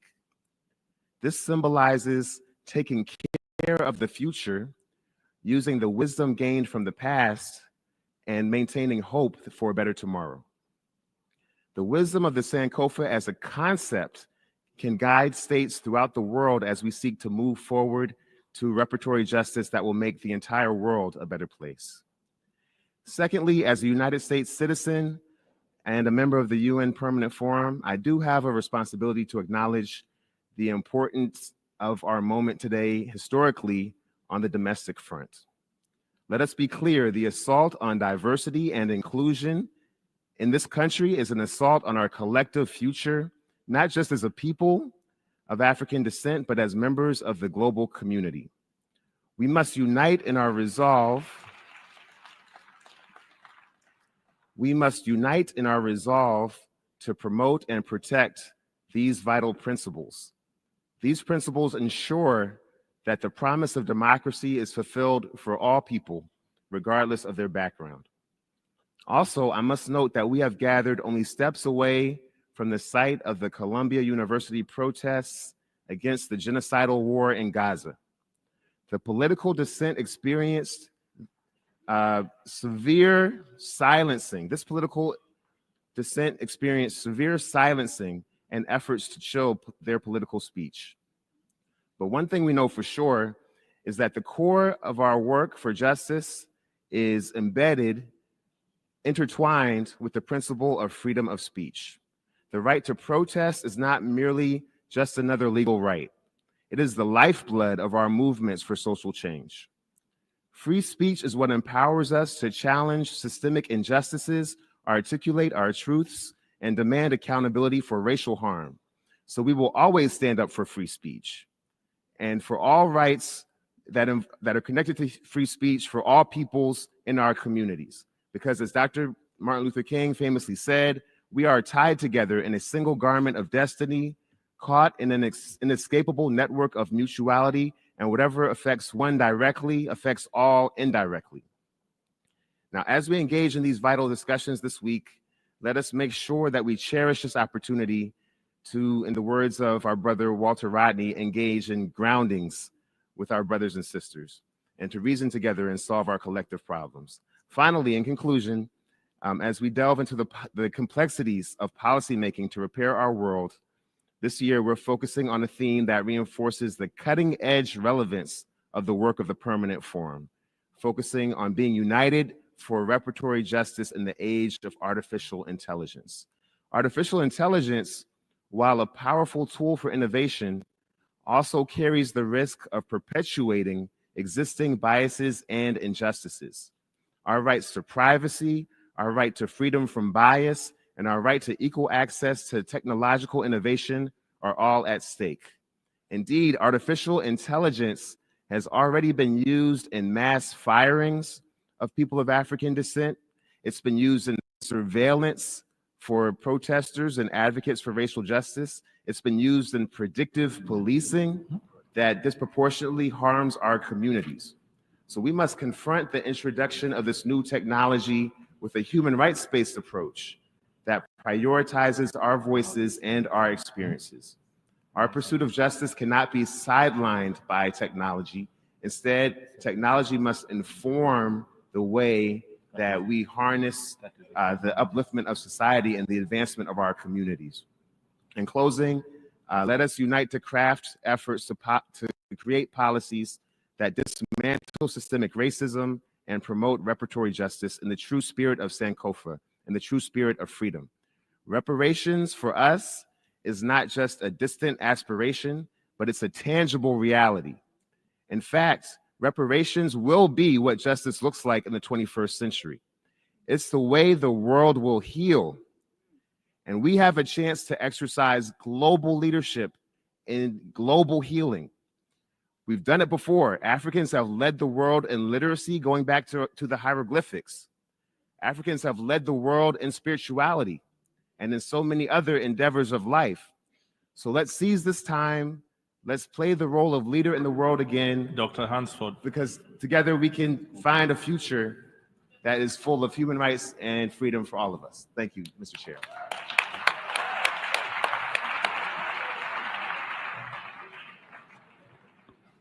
Dear friends, let me say something to all of you. I want you to trust one another and trust that there's a collective intelligence in the room, and trust that the points you do not make will be made by someone else.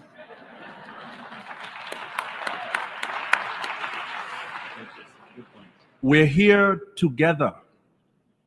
We're here together. We're hundreds of minds that have been thinking and working. 2 minutes gives you a chance to say one thing. But if you keep to the 2 minutes, dozens and dozens of people will speak their points. And together, the tapestry of mutuality, Dr. Hansford, will allow us to collect all our views. So please do not make me interrupt you, but I will, out of respect for those who are waiting to speak.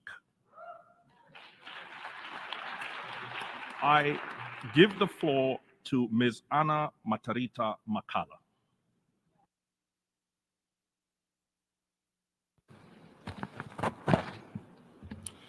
Greetings, ladies and gentlemen, Excellencies, delegates, and members of the Permanent Forum.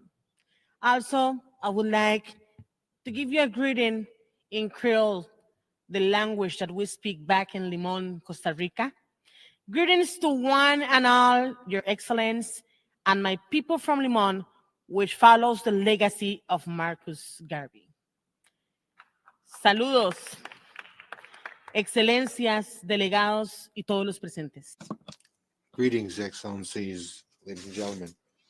As we enter the second decade of people of African descent, one of the main challenges for Latin America and the Caribbean and for Costa Rica is the creation of an agenda of reparatory justice for people of African descent.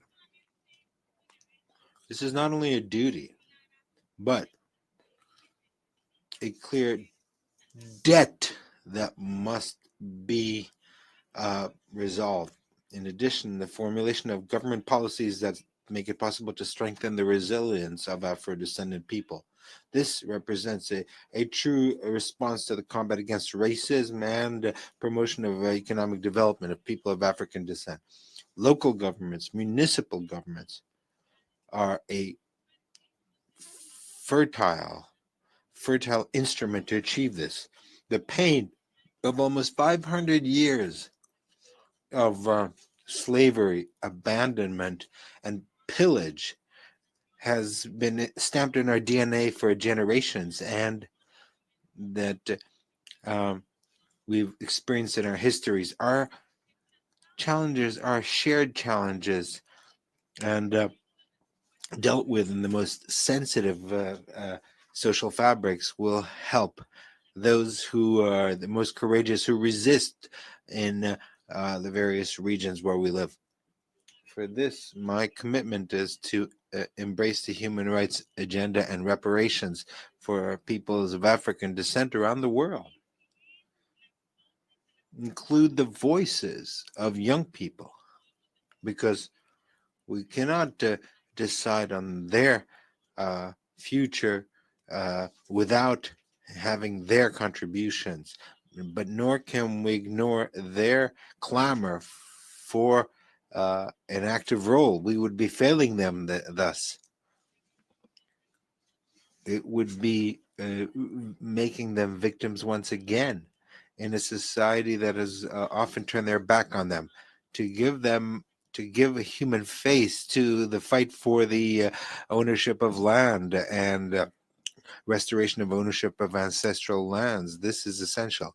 Peace with nature through preservation, using artificial intelligence to geolocate territories that for thousands of years have been protected by people of African descent, as is the case of Choco, where cities such as Cali, Colón, Panama, and other cities have twinned. These twinnings and advanced mapping will not only make it possible to map these territories, but rather to restore them, to promote their sustainability, and provide people of African descent the opportunity to generate jobs and legal economic activity, and thus advance on the path of economic development. The first reparation is to protect women and girls of African descent through economic empowerment.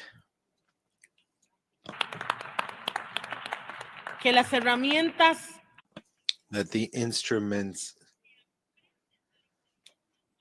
that can be used using artificial intelligence, that they can be incorporated in the lives of people of African descent, to make their history visible, to teach young people, to transmit them to them their collective history, that the path towards peace is in technology, and that artificial intelligence should be a channel to improve the quality of life of our people, that it is at the service of to combat the criminal economies that have done so much damage to our ecosystems, but that have drained the blood of our sons and daughters, that have become victims, and that they have died as a result of armed conflict, trafficking of persons. Thank you. I'm sorry, Ms. McCullough. I give the floor to Ms. Ma Yuan-Chun.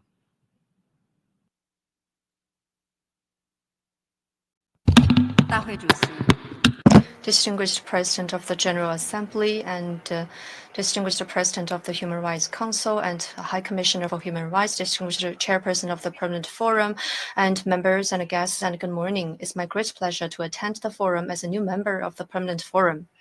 And foremost, I would like to extend my gratefulness to all friends and colleagues involved in the esteemed task.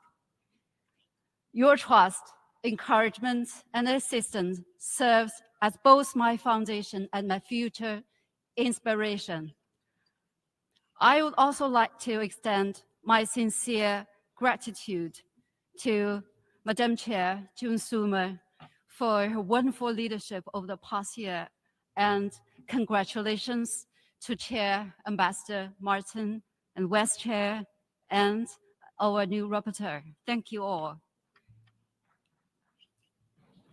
I thank you for your remarks. The legacies of the colonialism and enslavement that have victimized people of African descent for centuries are still lingering on. The historical and contemporary forms of colonialism are manifesting themselves. People of African descent and other minorities continue to face inequalities and discrimination. Our world urgently requires united cooperation guided by the principles of equality and non-discrimination. The Permanent Forum is the right instrument to address these challenges. I'm deeply honored to be appointed as a new member of the Permanent Forum. I sincerely hope that my experience with the United Nations will continue to raising awareness of the urgent issues we face and highlighting the progress achieved by the Permanent Forum. I'd like to conclude with a quote from our High Commissioner: "Let the voices of people of African descent are heard, and that their concerns are acted on." Trust the Permanent Forum. Together, we are stronger. Thank you.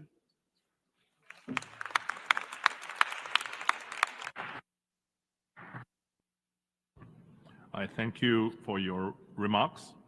This concludes the introductory statements by members of the Permanent Forum. We will now hear from members of other UN mechanisms. I give the floor to Ms. Bina Da Costa, Chair of the Working Group of Experts on People of African Descent.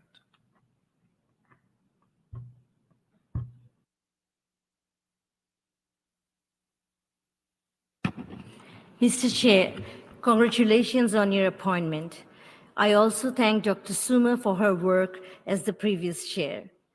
Excellencies, distinguished guests, colleagues, and friends, may I also remind you that this year, on 21st of March, we mark the 60th anniversary of the Anti-Racism Convention. While we have witnessed over the last 60 years progress in the fight against racial discrimination, it has not occurred at the pace needed and expected by victims of racial discrimination, particularly against people of African descent. Today, we stand at serious risk of backsliding in many countries of the world. The progress made towards achieving racial equality is increasingly being threatened. Multiple conflicts with ethnic and identity dimensions are causing immense human suffering. People of African descent, as we know, continue to face inequalities and discrimination. Efforts to address racial discrimination, such as special or affirmative measures, reparations, and education against racism and intolerance, are increasingly challenged and dismantled. In this extremely challenging situation, the Permanent Forum offers a valuable opportunity to renew and strengthen the commitment to combat racism, racial discrimination, xenophobia, and related intolerance. Through our collective efforts, we have been successful in ensuring that member states declare the second International Decade for People of African Descent. May I remind you that this was announced on 17th of December, 2024. By the first few months of 2025, with various initiatives on reparatory justice at the international and regional levels, the proclamation of the second decade already provides an important opportunity to address entrenched and structural challenges and the historical legacies of colonialism and enslavement. During the first decade, Despite persistent challenges, more than 30 countries changed their laws and policies to tackle racial discrimination and address specific issues faced by people of African descent, in some cases for the first time. With anti-racism bodies, our working group's efforts have been instrumental in the creation of the Permanent Forum on People of African Descent. Building on last decade's achievement, this second decade offers a unique opportunity to underline the important contribution made by people of African descent and to promote their equal enjoyment of all human rights in accordance with ICED and the Durban Declaration and Program of Action. But may I remind you that strong leadership, political will, and increased financial and human resources are crucial to deliver the second decade's ultimate goals of recognition, justice, and development for people of African descent. People of African descent are not only victims, they are the sheroes and heroes of our time. Thank you.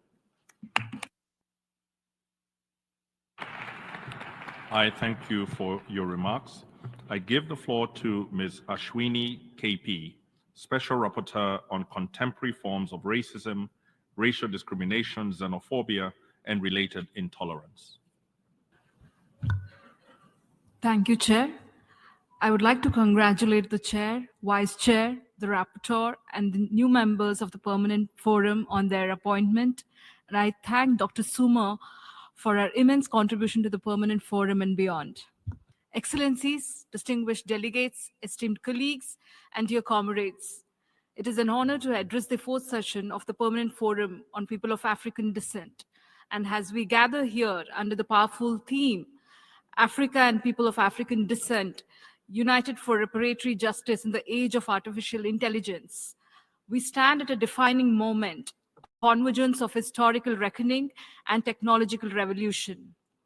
The global call for reparatory justice is not new.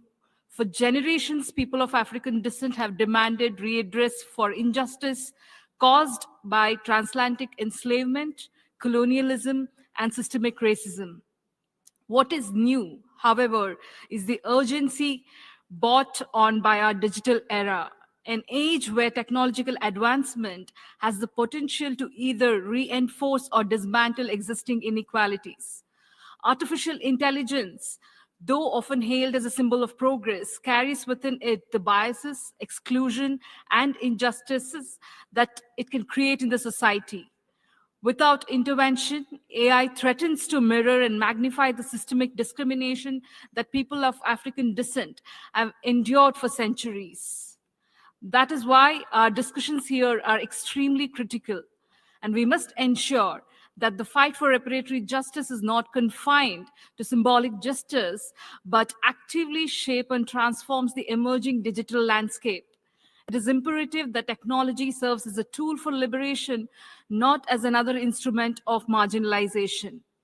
Our efforts must be global, but they must also be grounded. Reparatory justice is not abstract. It is concrete. It involves financial restitution, educational reforms, healthcare equity, land rights, and institutional transformation.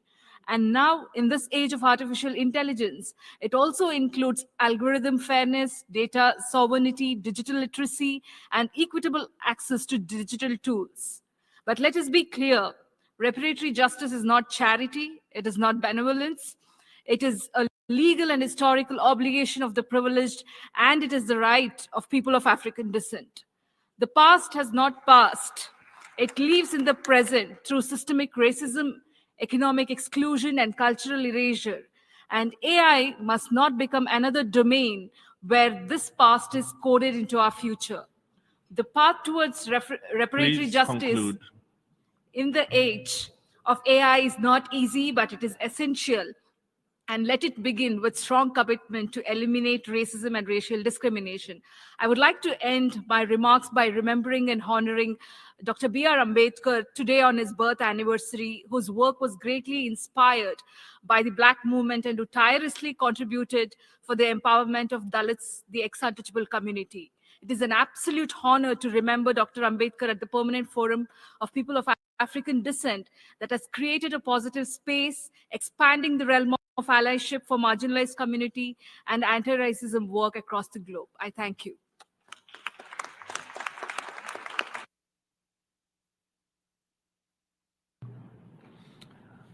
I thank you for your remarks. I give the floor to Ms. Vereen Shepherd, member of the Committee on the Elimination of Racial Discrimination. Thank you very much, Chair, Excellencies, members of the Permanent Forum, brothers and sisters all, greetings. In my role as focal point to the Permanent Forum from CERD, and on behalf of that committee, the Committee on the Elimination of Racial Discrimination, I congratulate the outgoing chair of the Permanent Forum, my friend and sister, Ambassador June Soomer. I congratulate her for her sterling work during her tenure and for her passion for justice for people of African descent. And she has done it so elegantly.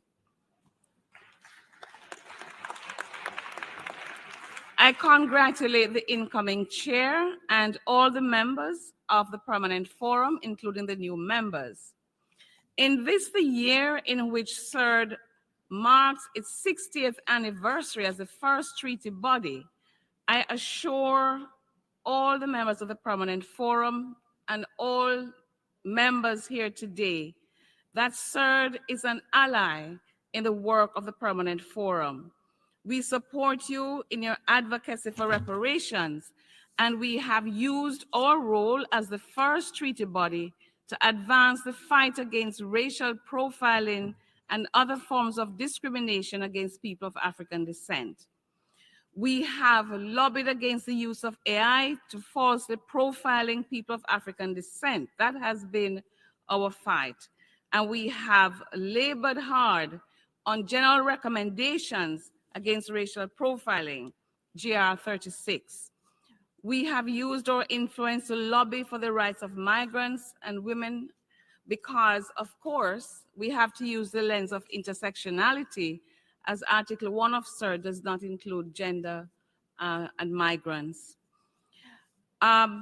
We will soon be elaborating a specific general recommendations on reparations, and I want to thank all members here, all delegates, all members of civil society who pushed us to do so.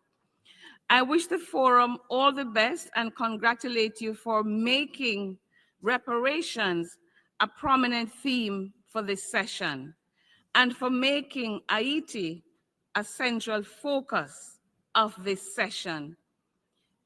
Haiti is more than a place for our sympathy. Haiti is our responsibility, and may we live up to that responsibility. Good luck for the rest of the session.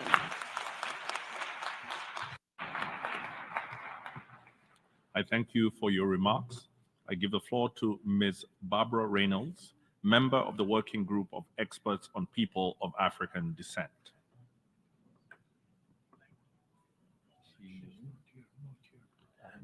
Okay, I do not think she's here. I give the floor to Ms. Miriam Ekiudoko, member of the Working Group of Experts on People of African Descent. I would like to thank you all for being here and express my sincere gratitude. I'm sincerely humbled for the opportunity to be here, not only because of those in the room, but rather because of those who are not in the room. Hundreds of millions of people, both our ancestors, those living in Africa and in the diaspora, and those coming after us, those whose voices are not heard. I just would like to say 3 things quickly. Everyone knows this quote that injustice anywhere is a threat to justice everywhere. I would like to add that injustice against anyone is injustice against everyone. It is our moral obligation, since we have the chance to be here this week, to be the voice of the voiceless, to speak for those who would never have the chance to make their voices, their sufferings heard. We have to fight for justice for them. And let me close by another quote. A few days ago was the 57th anniversary of the assassination of Martin Luther King Jr. During his last speech, he said, "We've got difficult days ahead. We, as people of African descent, we have been having difficult days ahead for the past 600 years. He said, I've seen the promised land. I would say we have seen the promised land, and we may not get there. But I want you to know today that we as a people will get to the promised land. And I just would like to remind all of you that it is indeed our moral duty and obligation to do our very best in our capacities in this lifetime, to be the voice, to seek justice for all those who do not have the opportunity to seek justice for themselves. And in the philosophical sense, let me just call the spirit of Ubuntu. I am because we are. I urge you to Thank please you. conclude. I thank you for your remarks. We shall now turn to the list of speakers, and starting with member states and regional groups. I give the floor to the distinguished delegate of Colombia.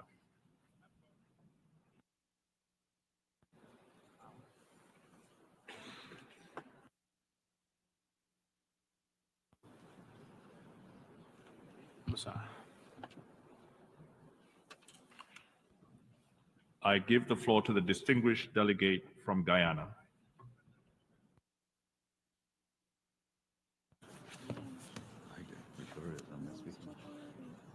Are you to speak?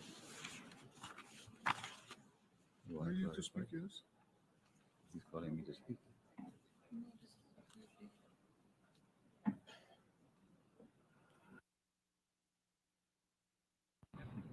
I give the floor to the distinguished delegate from the European Union on behalf of the EU and its member states. Mr. Chair, distinguished members, I have the honor to speak on behalf of the European Union and its member states. The candidate countries, North Macedonia, Montenegro, Serbia, Albania, Ukraine, the Republic of Moldova, Bosnia and Herzegovina, and Georgia, as well as San Marino, align themselves with this statement. The EU welcomes this fourth session of the Permanent Forum on People of African Descent. We honor them as integral parts of our societies. This is why the EU supported the second decade proclaimed recently. This is an occasion to further explore difficult chapters of our history, including slavery and the transatlantic slave trade, as well as their lasting impacts. It can also showcase decades of progress driven by people of African descent, together with diverse partners. EU member states' diverse histories include support for African liberation movements. The EU remains a strong and reliable actor in combating discrimination through internal policies, but also through partnerships all over the world. The International Convention for the Elimination of Racial Discrimination is the cornerstone of our fight against racism, racial discrimination, xenophobia, and related intolerance, together with the Durban Declaration and Programme for Action. The EU motto, United in Diversity, expresses the strength that derives from overcoming differences. We are committed to living up to these words and to working together. Thank you. I thank you for your remarks. I give the floor to the distinguished delegate from Finland on behalf of Nordic countries, Denmark, Finland, Iceland, Norway, and Sweden.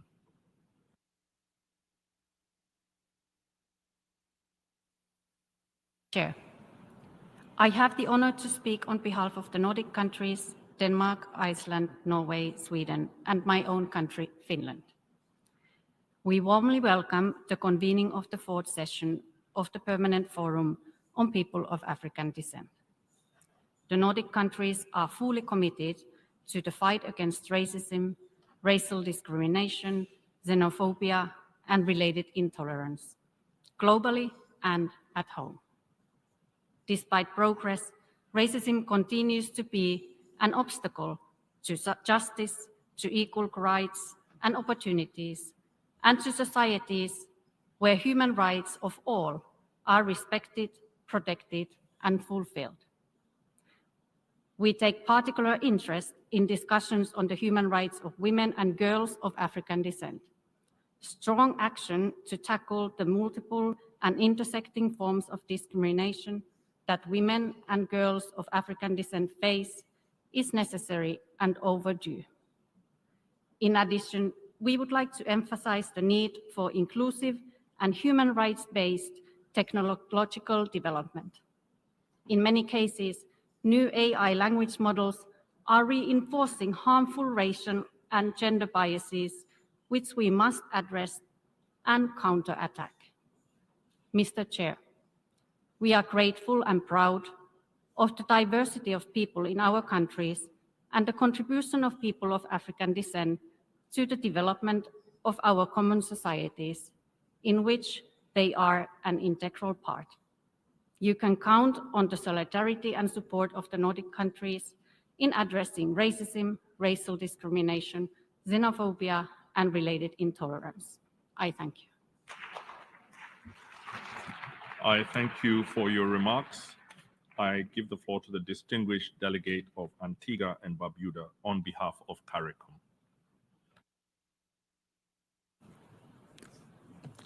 Distinguished Excellencies and guests, on behalf of the government of Antigua and Barbuda, I have the honor to deliver this statement on behalf of the 14 member states of the Caribbean Community, CARICOM. CARICOM congratulates you, former Madam Chair Dr. June Soomer and Chair Ambassador Martin Kimani and other members of the Permanent Forum on People of African Descent on your respective re-election and election. As a region that is primarily comprised of African descendants, we are heartened that CARICOM is well represented in the forum's composition. CARICOM commends the work undertaken by the forum during the past 3 sessions and supports its continued advocacy to improve the lives of people of African descent. Additionally, CARICOM welcomes the proclamation of the Second International Decade for People of African Descent by the UN General Assembly. Lest we forget the dark periods in our history and the racial injustices that befell those before us, the fight against racism and racial discrimination is far from over. Just a few days ago, we gathered to commemorate the International Day of Remembrance of the Victims of Slavery and the Transatlantic Slave Trade, under the theme, Acknowledge the Past, Repair the Present, Build a Future of Dignity and Justice.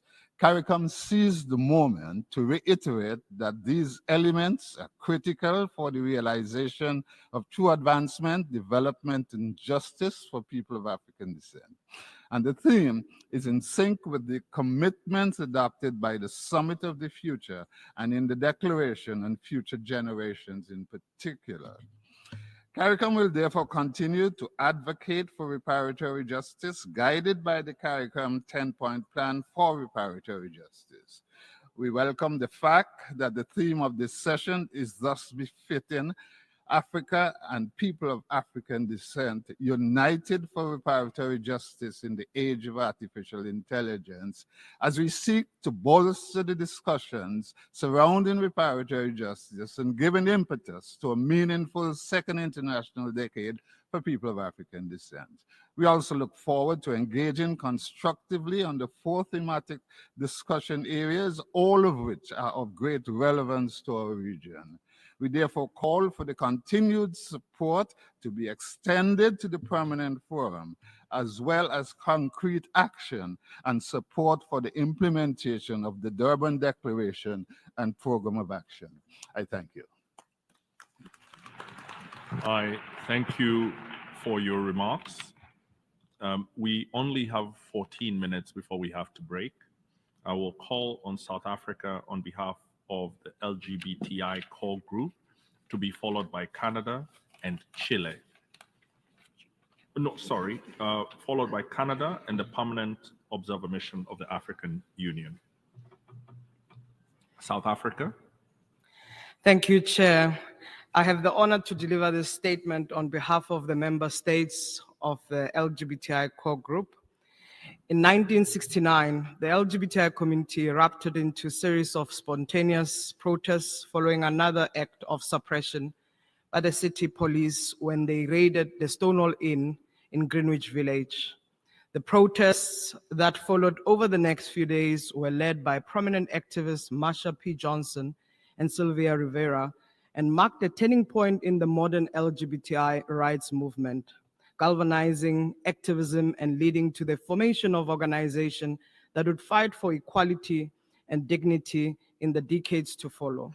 Importantly, the leaders of the protests were also people of the African descent, and those events remain a symbol of resistance against oppression and a catalyst for global human rights advocacy.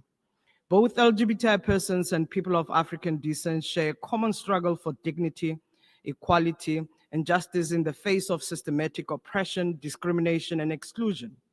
The principle of universality and indivisibility of all human rights extend from understanding that all human beings are born free and equal in dignity and rights.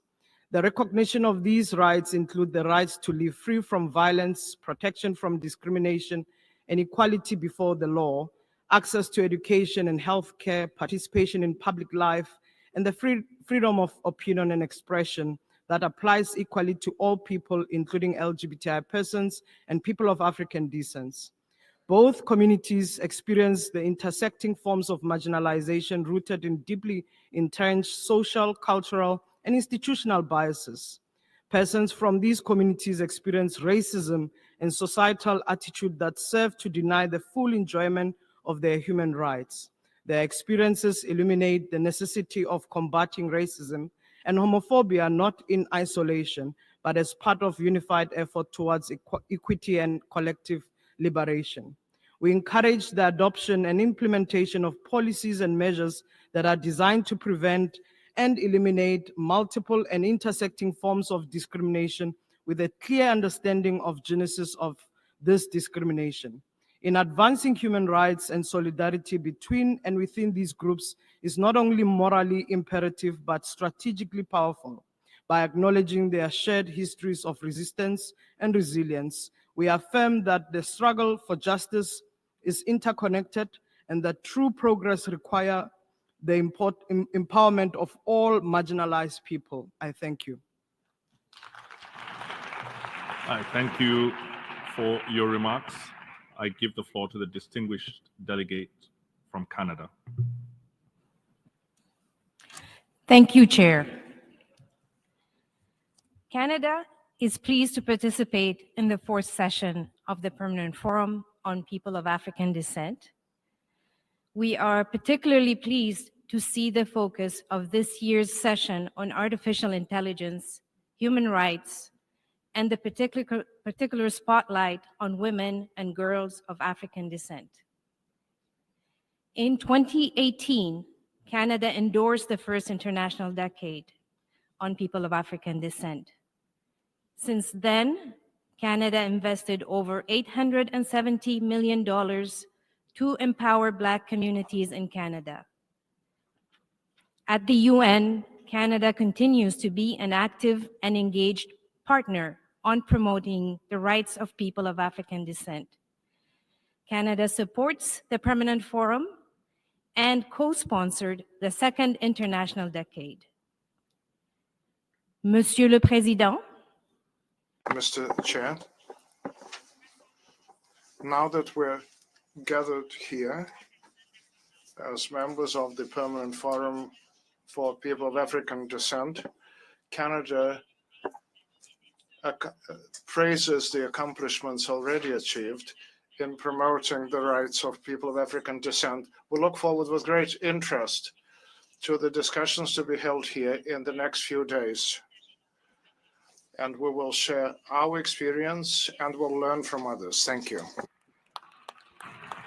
I thank you for your remarks. I give the floor to the delegate representing the Permanent Observer Mission of the African Union.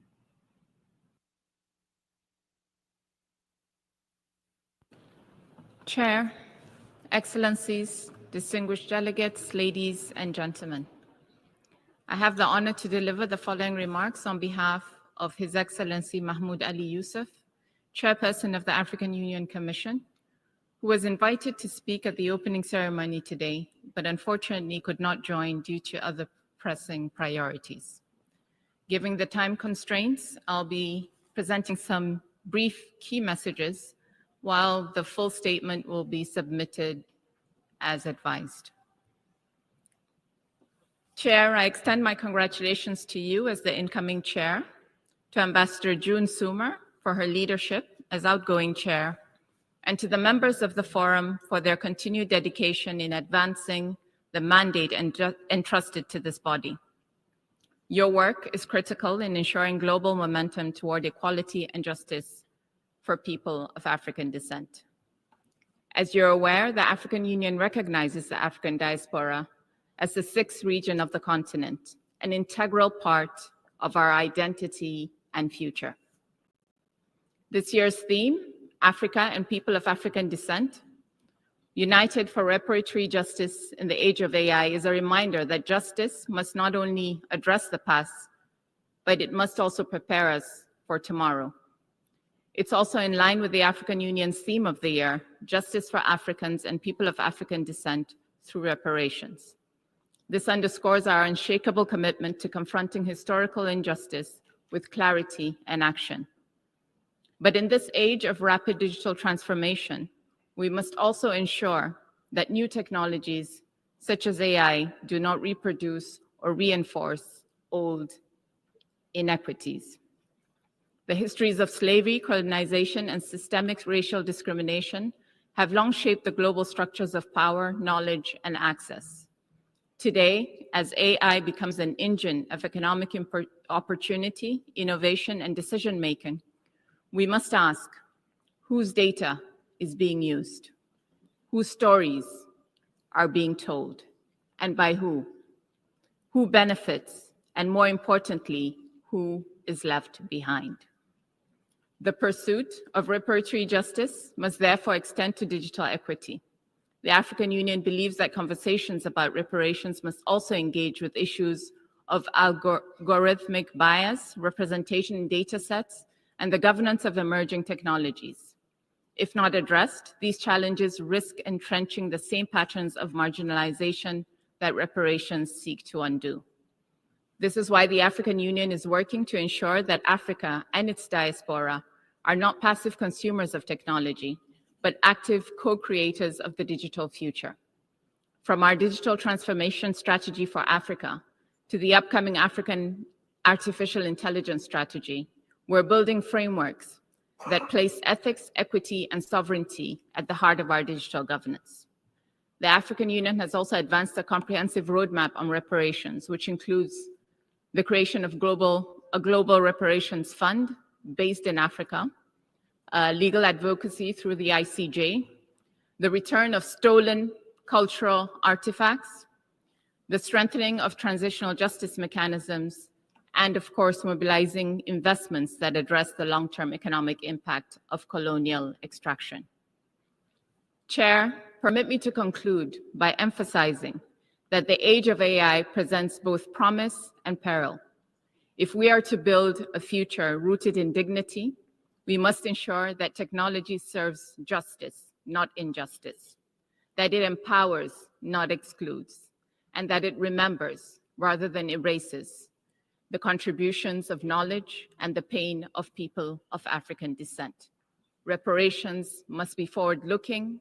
They must equip our communities not only to heal from the past, but to thrive in the digital age.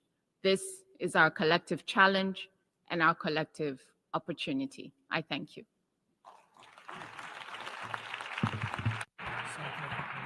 I thank you for your remarks. I give the floor to the distinguished delegate from South Africa.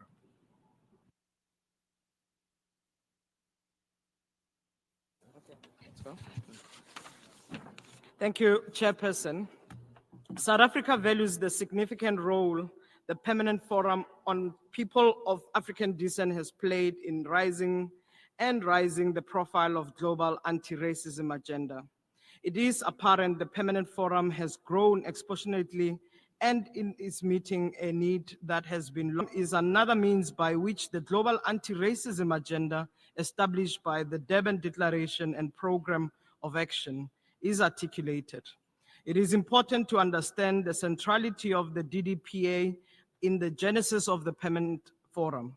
Many of the topics we will discuss over the coming days find their root in the foundation document and are echoed in the DDPA.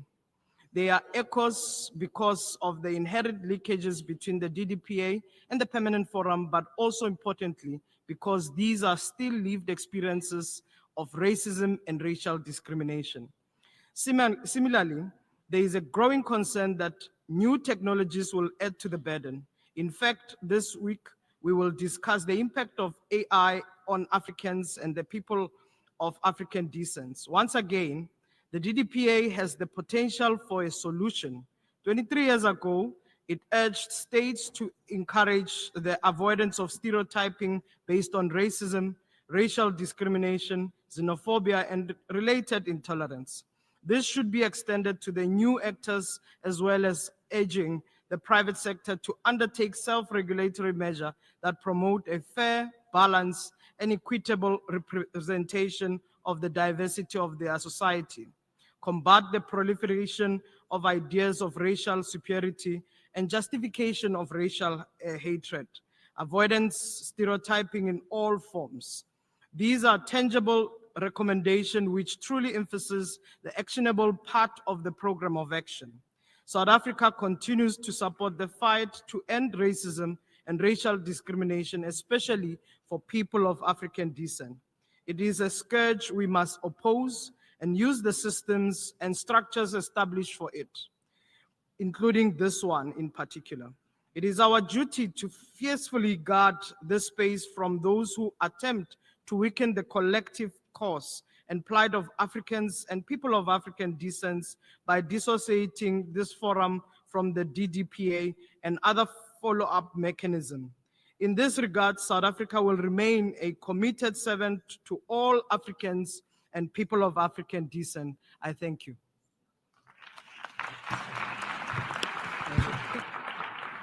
I thank you for your remarks. The list of speakers will continue after 3 p.m. And this was the last intervention that we could accommodate during the first part of our general debate. Before I close this meeting, I would like to inform you that in 5 minutes at the South Visitors Plaza, we'll start a drum dialogue honoring the 4th session of the Permanent Forum on People of African Descent, the 10th anniversary of the Arc of Return Permanent Memorial, and the 2nd United Nations International Decade for People of African Descent. I would like to give a very special thank you to the UN Population Fund, Dr. Natalia Kanem and her brilliant team for enabling this drum dialogue. I invite all of you to join us for this powerful cultural experience. I hereby close the first meeting of the 4th session of the Permanent Forum on People of African Descent.